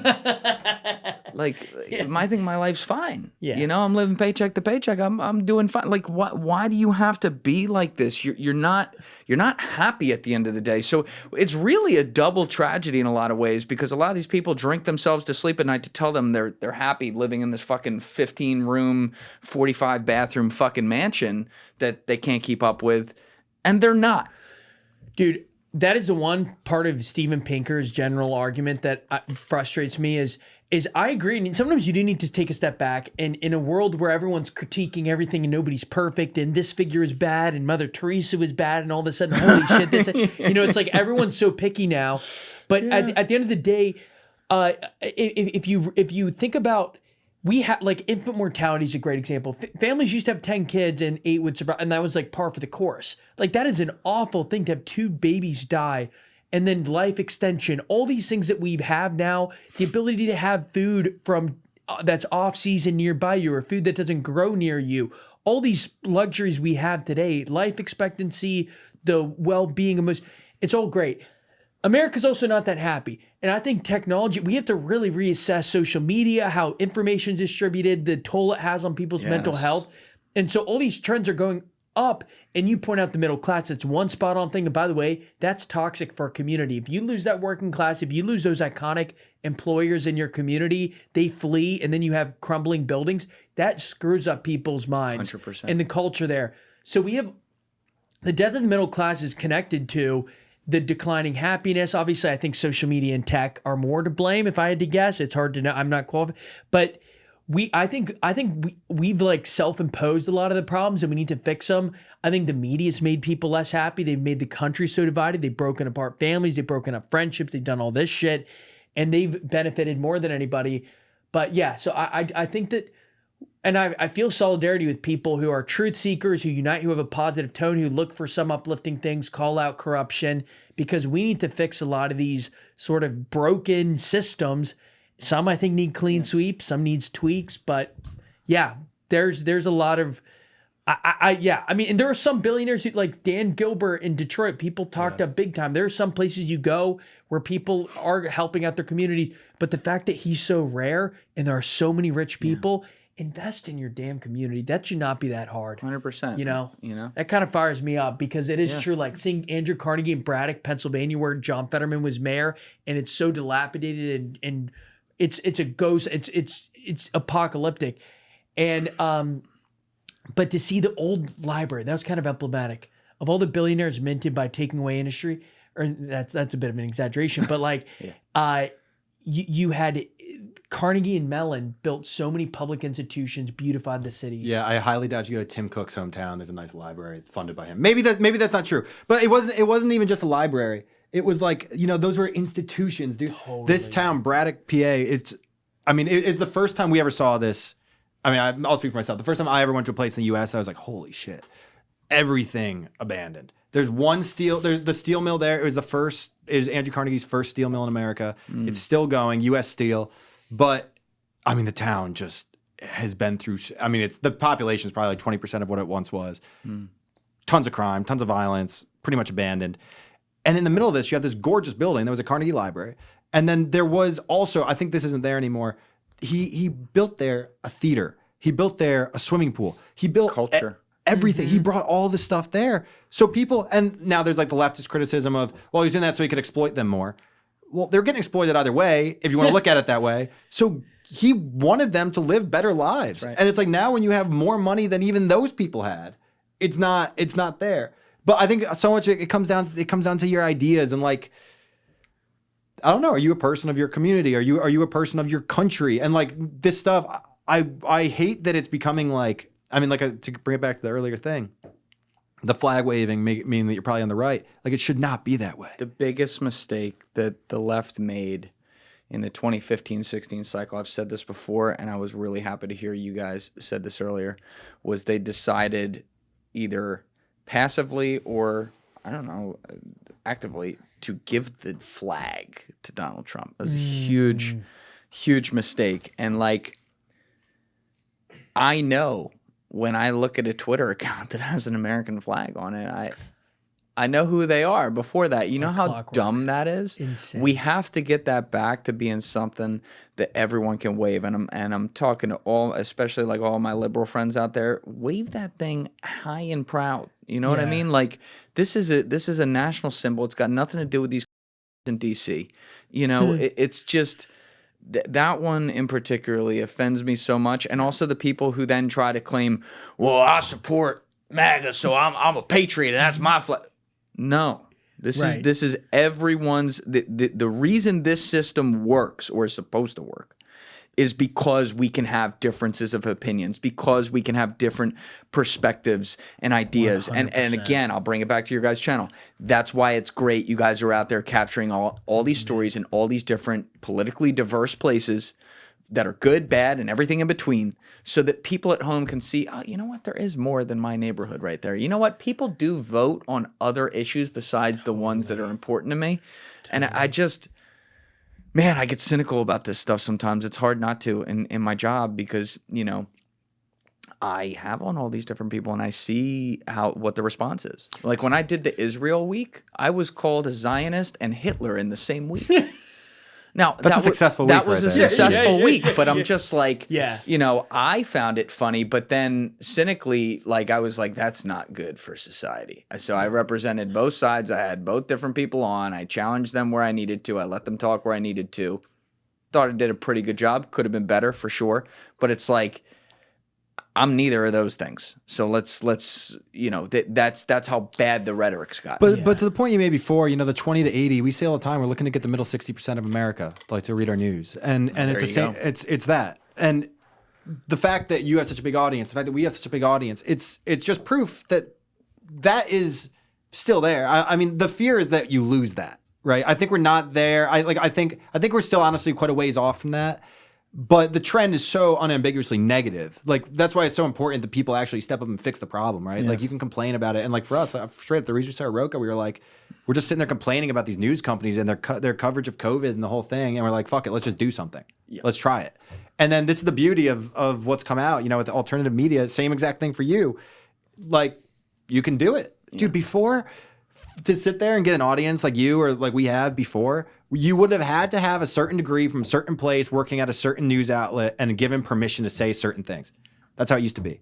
And that's gone. So like that is a huge step forward. And they hate you for it. Oh, Totally. Dude, there is no one who's more hostile to us than certain people in the legacy news industry. When they just look down at you, they look down at you so much. Even if they write, I was talking to someone not long ago who worked for one of the big outlets in New York, and they were saying how many hits their stuff would get and what they consider like a successful piece online. Dude, it was like in the hundreds. Mm-hmm. Hundreds of views on an article was considered a success. That's insane. I mean, for anyone in our business, if you're getting hundreds, that's nothing. Right. Like but it just goes to show like the power distortion, the idea that someone without the credentials could outscore them 10-1 drives them crazy. Because they don't own mirrors. They don't. And I think the more we've gotten to know some of the people and like, I mean, they don't like us at all, so they're not interested, and we don't like them. They're literally, we started it because we hate them. But go fuck yourself. you know, you ruined this place.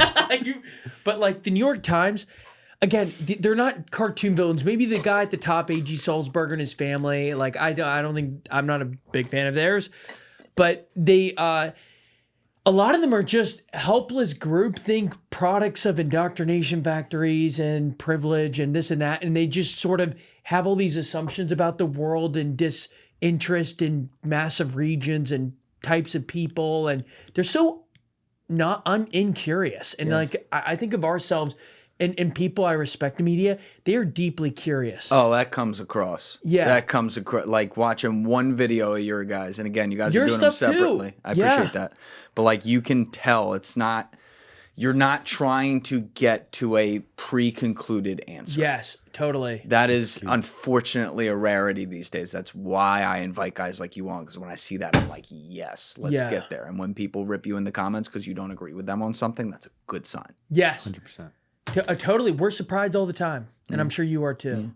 Real quick, can I just get a quick bathroom break? Yeah, you got it. Back. Yeah. All right, we're back. So we were just checking off camera real fast because Max, you had mentioned about like the Baghdad murder rate. What did we find here compared to Cleveland Cleveland's is 33.7 per 100,000. in 2022? Yeah, and Iraq's, we can't find Baghdad's, but Iraq's was, sorry, go back to the Wikipedia tab there. Scroll up to Iraq. I think it was, where is it right there?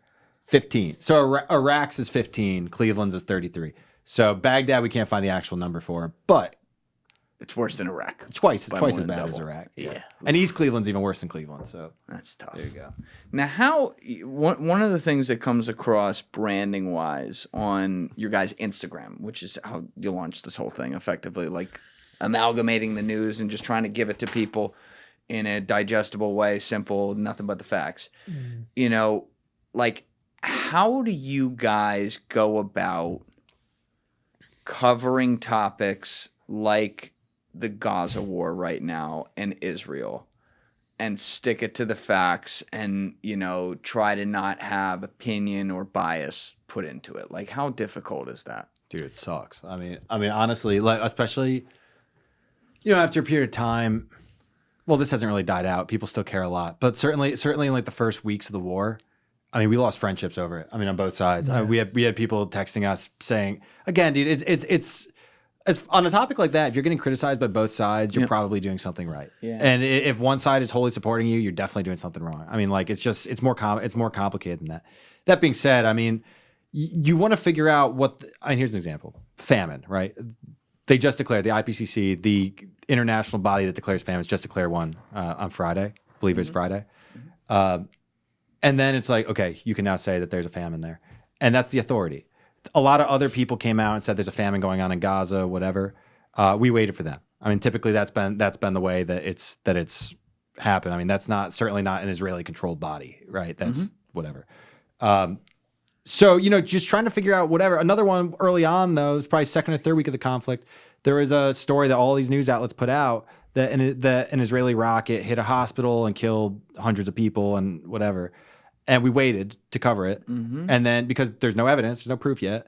And subsequently it came out that it wasn't an Israeli rocket and the death toll is far lower. It was whatever, one of the other groups. I know what one you're talking about. So it's just a matter of waiting on it. But honestly, for us, our brand is not breaking news. And that's a huge, huge advantage. We've structured it that way for a reason, because to verify something like that, you need a lot of resources and a lot of time.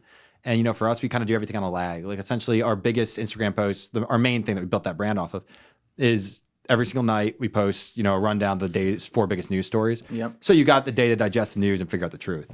And also, I would just add a couple things. We've interviewed. Okay, one is a shout out to Frost. He wrote one thing we do that I think legacy companies do an awful job of.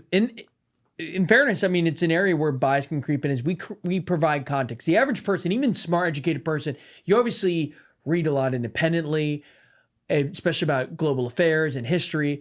Most people, even really like educated, they know so little about the history of the state of Israel. I mean, they've watched probably enough TikTok by now to know about the, you know, UN's 1948 partition, whatever. But by and large, they know so little. So like creating context of the history of the conflict, which is itself imperfect because you're never going to provide enough context nor enumerate enough of the grievances that either side has from history.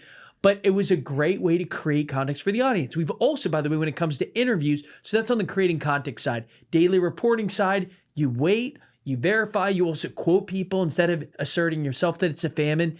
Now that the IPC says you can't, but like quote the groups that say it's a famine. Give the numbers to the best ability you can. We've also interviewed people from both sides. So we've interviewed Mehdi Hassan, who's obviously been among the most vocal pro-Palestine voices. We interviewed a guy who's named Dr. Hassan as well, who was a doctor over there. We interviewed John Spencer, who's more on the Israel side, even though he's not Israeli himself, but like he's essentially the mouthpiece for like the IDF's military strategy. West Point guy. Exactly. And it's funny, I actually met him randomly in Colorado, and he just, that's how we came in front of him, and I didn't realize like how controversial he was at the time, and then he became, but like we interviewed him. So you try to get different perspectives, and it's never enough. I mean, like I remember when the second we interviewed John Spencer, we ended up having another prominent pro-Palestine voice. I'm kind of blanking right now.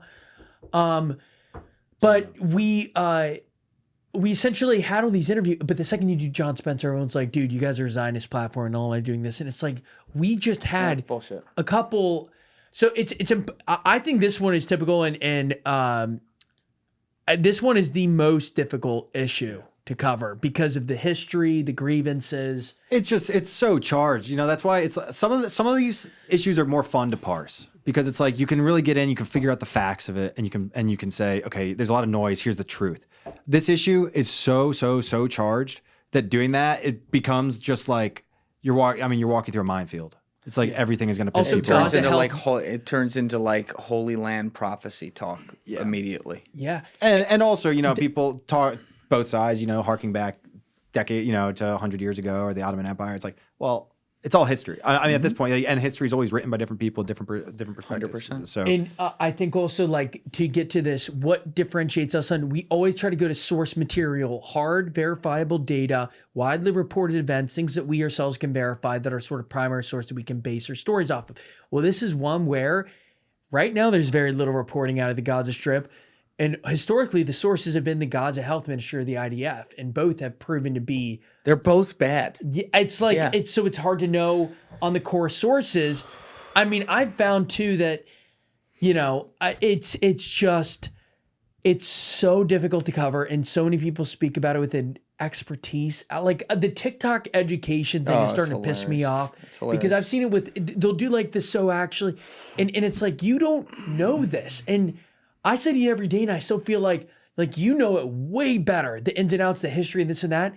To me, it's also just on some issues you have to admit to ignorance isn't even the word, but just the complexity of it. The complexity, and also there is fault in every direction. I have to build in. It's not a set percentage. It like moves based on the times, but I have to build in a percentage of propaganda regardless of what direction I'm looking in.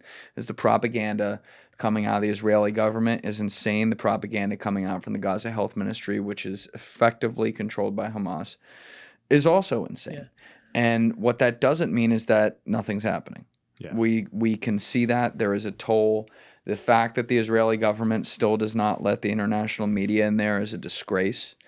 And, where the mask really came off for me of just like, wow, there's something just so off here, was with that Rogan, Dave Smith, Douglas Murray thing. Because Douglas Murray, I have the ultimate disdain for people like that. Mm-hmm. Here is a very smart man. He is a very smart man. He's someone who studied history. He knows things. And in the past, I've appreciated some of his perspectives. But Douglas Murray thinks Joe Rogan is an idiot. And he always has. And Joe Rogan's not an idiot. Douglas Murray's the idiot for thinking that. He always has. But here's the thing about the Douglas Murrays and the Sam Harrises of the world. When the idiot, to them, their words, not their words I'm implying, not mine. When the idiot comedy cage fighting commentator decides to invite them on their show because he's going to agree with them on stuff and he has access to a lot of eyeballs that they can see, oh, they love him.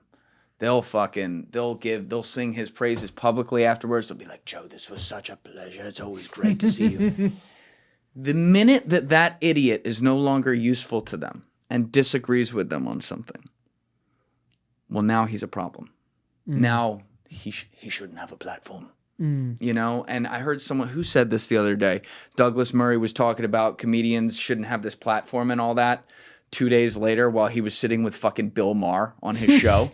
But Bill Maher agrees with him. And so the disdain I have for people like that who refuse to acknowledge anything wrong on their issue is so high because you are sitting across from someone in Dave Smith who is in the full opposite camp. And Dave Smith seems like a great guy and he knows a lot of stuff. But Dave Smith never saw a war that was ever correct in the history of the world, which is also not realistic. That is a utopian, libertarian view. And that's not to rip him. I'm just saying he's extremely on the other side.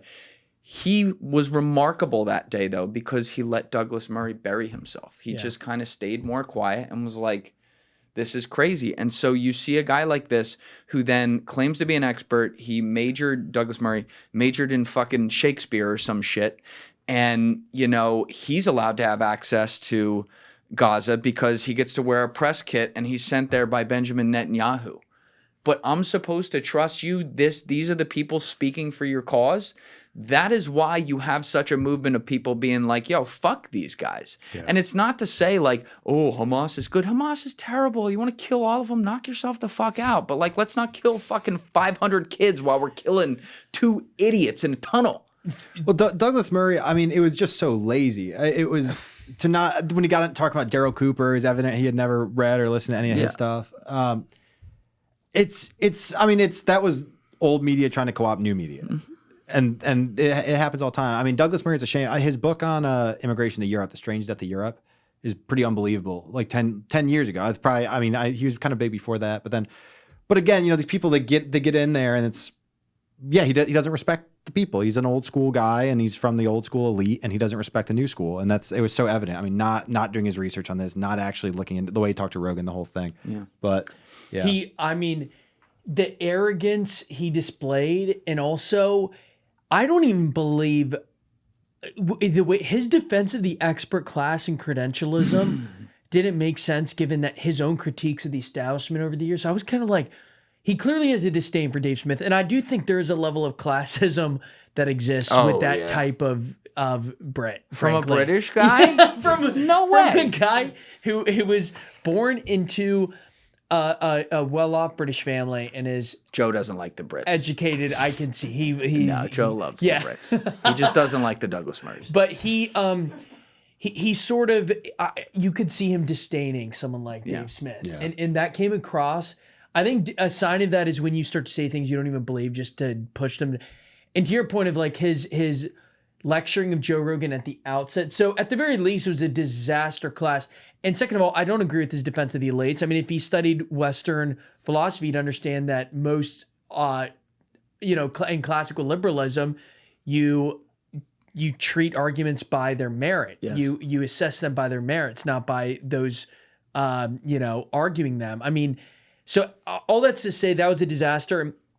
Funnily enough, if anyone in here is still like, I thought he had a point. I thought on the Darryl Cooper thing, I'm not a Darryl Cooper fan myself. I'm not either. I think that he, even though he sort of always dances back from the line, it's clear what he said. Like when he tweeted that picture of the Olympic opening ceremony in Paris in 2024, and then Nazi invasion of Germany, or of Paris, and he's like, the Nazi picture is infinitely preferable in virtually every way compared to the Olympic one. That to me is crazy. I think him going after Churchill, even though he kind of always dances back and then refuses to debate Churchill. Like if Douglas Murray had the humility to at least make the argument and not go, what's his name? The Cooper fellow. And he knew the name, by the way. He just wanted to make him seem smaller by saying he didn't. That was just... It's like, dude, you're 5'3". Sit down. That to me was just ridiculous. And also him lecturing Rogan when Rogan invited him on for the debate. And that one rubbed. That one was also just like this weird. It's funny though that moment. Like I think when we're gonna look back, we're gonna keep talking about the debate. I think in the future. Yeah, man. I felt like that was a seminal moment for whatever reason. You know what? He had such an opportunity too. Yeah, I know. Because I'm not a fan of Darryl Cooper. I I think Darryl Cooper is what you get when you go so out of your way to propagandize people and tell people that there's nothing to see here with anything.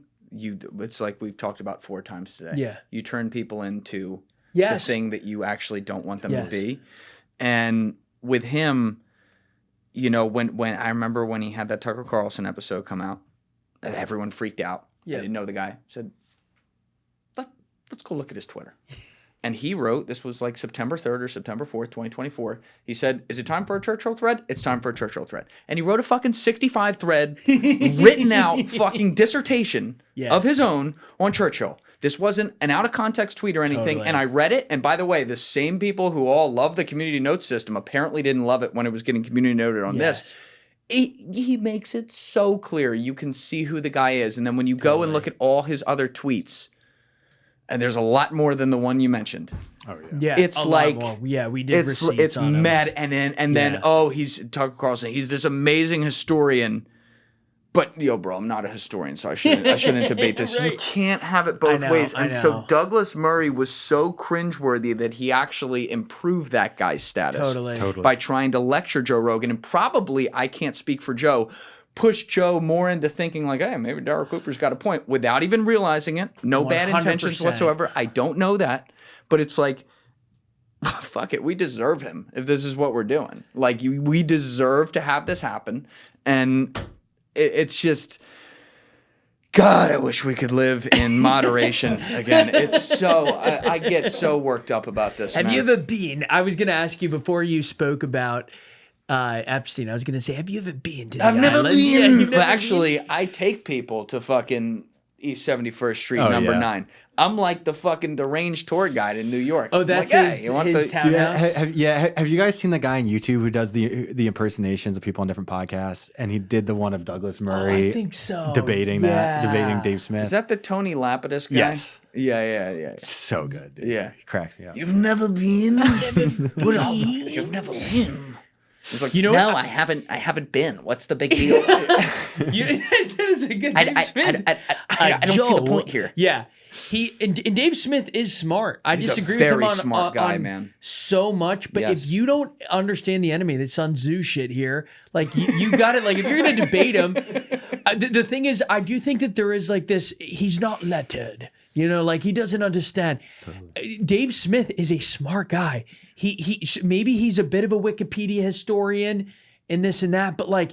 He's good. I've seen him now in a lot of contexts. Bro, he's a good debater. He's so quick on his feet. Yep. Dude, the thing with Douglas Murray, I mean, it speaks to something bigger where everyone will just rest on whatever they have. So, like in this instance, what he had over him was credentials. So it's like, oh, I'm going to use this. Yeah, he'll What credentials though? just that he's educated. That That's he went it. to Oxford. Not what he That he's majored been- in. that he's that been- he's, You're that right, he's 'cause been, he was that like he's an been to English guy. Israel. Yeah, but because he was allowed. Yeah, but I'm just saying, like that's what he had in this argument to use, and it's just like so he'll go off and he'll blast the establishment. I mean, that whole book about immigration is just ripping the European establishment for allowing all this immigration and covering up the stuff that was happening. And then in this instance, it was convenient for him to leverage being part of the establishment against Dave Smith. But this is how it always is. Everyone, like especially you talk about Darryl Cooper, Tucker. It's like. They're just whatever they are. Like they're gonna be anti-establishment until they're in the establishment, and then they're gonna flip and they're gonna leverage whatever. Everyone just wants to leverage what assets they have to like improve their brand or to get reach. And Darryl Cooper, I mean, I think he is. Say that debate will be emblematic in the future. I think that the whole Darryl Cooper thing speaks to our time. I mean, it's. Well, you talk about every reaction equal opposite reaction. I think that the tyranny of the elites has been so. It has prompted this sort of overreaction where people flock to Cooper because they're like, there's such rot at the core of so many institutions, including academia and high schools, not just in the ivory tower. We're talking about curriculums and the people that come out of college. And so they're kind of like, shit, maybe Threads guy is right. Right. And that's the danger of what but before I say this, I always want to say this because it's so clear. I've done whatever I've done, 300 and some episodes. I have gotten some wrong. I have gotten a lot wrong, right? Like, I don't like throwing stones from glass houses. It is so easy to criticize people. I really try to stay away from doing it. When I'm looking at my whole space, which there are many people way above me and I see a lot of things trickling down in my direction and I'm trying to dodge rocks, I get a little upset about it. But like, I don't want to label intentions on Tucker Carlson or Joe Rogan or any of these people because like I don't know exactly how they're thinking. I don't know what kind of attacks are coming their way. I don't know what context they've seen other people in that then they judge them differently than I do. What I can know is what I see and judge it as best as I can see it. And it's like what I was going to be saying is the downside in my industry, and this you guys are no different. You don't do the podcast like this, but you're talking to all different types of people and you're getting on the level. Now you're doing a lot of videos as well. The downside is that when you're with people, especially in a longer form environment where you're conversating with them like a person, especially if they know how to come across, assuming the worst here, they know how to come across as a normal, like all shucks kind of like nice guy, the way that they act can influence how you think about them to the point that the things they say don't come all the way through. And you're like, no, that's my friend. He seems really cool. And then you just, if you wrote a transcript of the things they were saying, you might read that and be like, wait a minute. Yes. Hold on. So true. You know? And I have work to do on that because it's like, I've done that before. And I actually want to give credit. My friend Paul Rosalie was the one who really presented this idea, and he has no idea who Darryl Cooper is. He's talking about this from a high level within podcasting, and I think he's 100% right. Dude, I just as a separate note, I also think people are media trained versus those who aren't. Like, you always have to pay attention to that. The guy who, Sam Altman, I'm probably betraying too much my personal views here, but I cannot stand that guy. Like, he's the definition of his transcript is so carefully, put together. He is so clearly media trained and like doing this so intentionally he knows that people are afraid of AI. They've seen the legacy now of smartphones and social media, and people aren't better off because of them, and people are afraid of massive job displacement, all that. But anyways, when it comes to like the disconnect between transcript and how they act, like Sam Altman, oh my gosh. Yeah, some people, that thing stands up on the back of your neck where you're like, wait a minute. Yes. The fact that Sam Altman tried to run for governor of California. You know about that? I know nothing about that. It's why you're here. Let's go. Well, it's wild. It's and then he threatened to run for president at the time. He said and this is all in a new biography just came out about. It's like the first biography of Sam Altman, written by someone at the Wall Street Journal, and he got great access to all these different people, and they. 2017 article. Well, this is recruiting candidates. Look up when he ran. He went and he met with. Is it Willie Brown? Was he the guy? Oh yeah, the Sam Frank. He met Willie Brown. He met with Willie Brown at the time. Shout out Kamala too. There. He floated it. He put out a whole platform. He spent 6 months on it.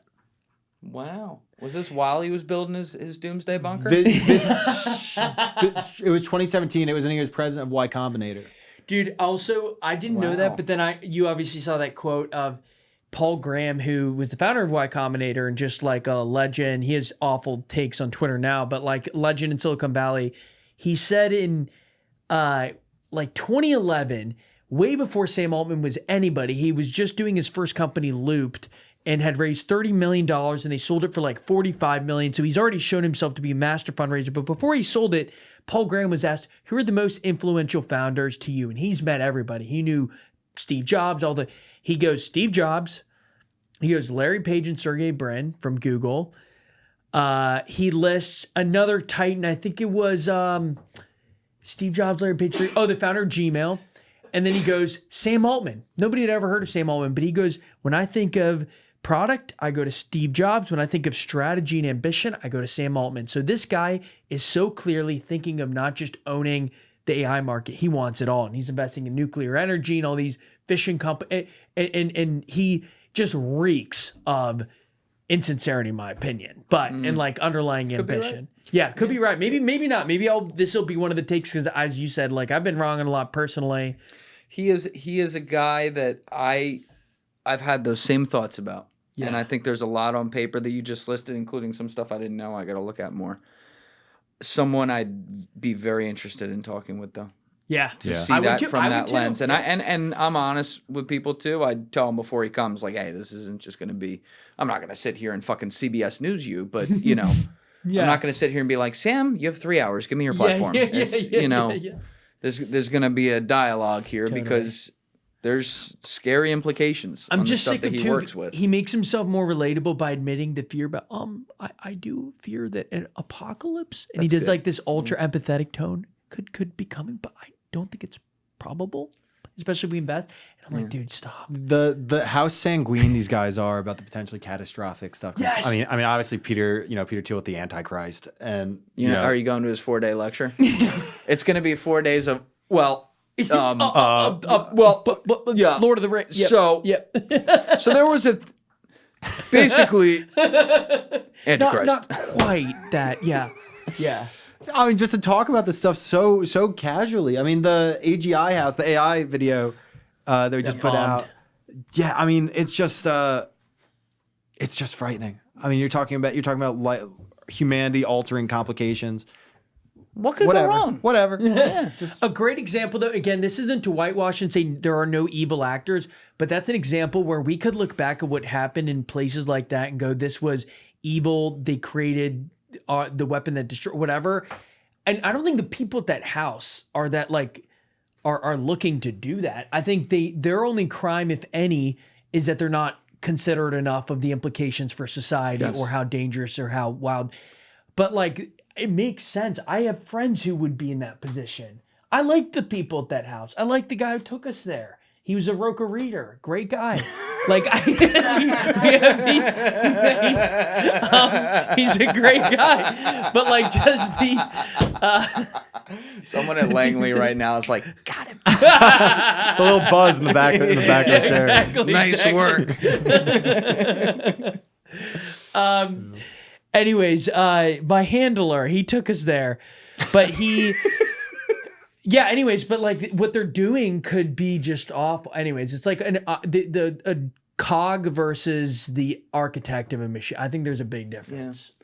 There's something in the water though. Like I really do try. There's things you have to look at cynically, but I do try to take the optimistic long view on stuff. Not in a way that's naive. I mean, you have to talk about things that are a concern and stuff like that. But there's something in the water with us being headed to Internet 3.0 now, where we've kind of, I don't want to say we've mastered 2.0, but we've had to live through that whole cycle of social media and everyone being able to type out what they want and put it out there and get their beliefs.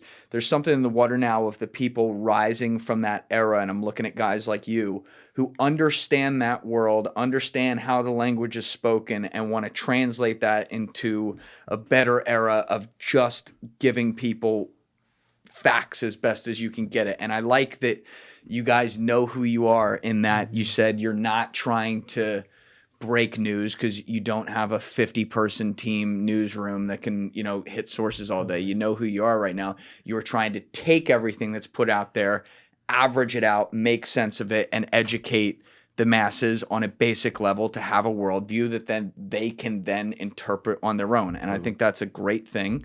And, congrats on all the success so far. I certainly hope to see YouTube continue to fucking blow it out of the water. You guys are killing it there, but it's awesome. Thank you, man. We're excited. We're grateful to be on the show. Like, this is awesome. I was talking to you about this, that like the solidarity I feel with people who are really building in this space, who are presenting a good, healthy alternative to legacy media while not, having their brains broken. Like you, Peter Santinella, some of the other people who are in this Peter's space. Great. Yeah. And I really do feel solidarity, because I know it's tempting to get off this path and go grifter, and then legacy's awful. So it's like anyone who's on that track, who's curious, who's asking the right questions. Anyways, I just feel a lot of solidarity. So That's great, man. I appreciate you having us on, and it's amazing to see what you all built. So what you built. Thank you. And next time we'll host you at Osama's house. Yeah. A lot about That would be yeah. awesome. But no, I think, especially I like that you guys are here too, that you're constantly working on things. So there's reasons to come back through here as you guys are doing stories around the world, and we can talk about that. But I want to, Tommy G and I talk about this all the time. We want to build like a really cool cartel of people who are in this space, curious and trying to do things that on the right way. The thing that I will caution myself and all of us on is we cannot, the people who are kind of in that lane, we cannot become what the other thing was. And that is a real danger I see right now. And I don't even see it voluntarily. I don't think there's like this evil thing that's happening or whatever. I think you can fall into short-term traps and start to get caught up in the moment. I've been guilty of it too. I'd like to avoid that. You guys have avoided it 5 years in, so keep avoiding it and doing what you do. Dude, Amen, I totally agree about Stay like, with the mic. Sorry. Yeah. I totally agree about like stepping or not stepping into the same pattern that they got, because especially when you start getting money and you start getting the connections, like you see it happen to so many people, they lose what made them special. I think there's also there's a kind of like a myth about selling out, where people think like, oh, you take the check and therefore you shut up. I think what, you know, you see it with so many times. Talk about Vice. I think it's a much more like subtle. You know, once you start having big dollar advertisers, the big brands, and all of a sudden it's like, well, we don't want to say that this might upset them, and then it starts coming in. I mean, the key comes down to relying on your audience. Yep. Now, that's what we found so many times. Like for us, it's like subscriptions and all that has changed our lives as a business, because it incentivizes you to be you. Whereas taking any money from advertisers, depending on a platform for your revenue, incentivizes you to do what they want, even subconsciously. Yep. Whereas there, it's like if you can just depend on your audience, I mean, that's the way to do it, man. Totally. All right, so we got RocaNews on Instagram, RocaNews on YouTube. Links are down in the description below. You guys sir. have a newsletter. Just make sure I put that in there. Perfect. If I sure. don't, just Yeah. text me. We'll put it in there. Daily deep dives on there But every morning. Great work. Love what you guys are doing. Thank We'll do you this so again. much. All right. Hey, great to meet I you, Julian. love it. All right. Thank Everybody you so else? much. This was awesome. Everybody else, you know what it is. Give it a thought. Get back to me. Peace. Thank you guys for watching the episode. If you haven't already, please hit that subscribe button and smash that like button on the video. They're both a huge, huge help. And if you would like to follow me on Instagram and X, those links are in my description below.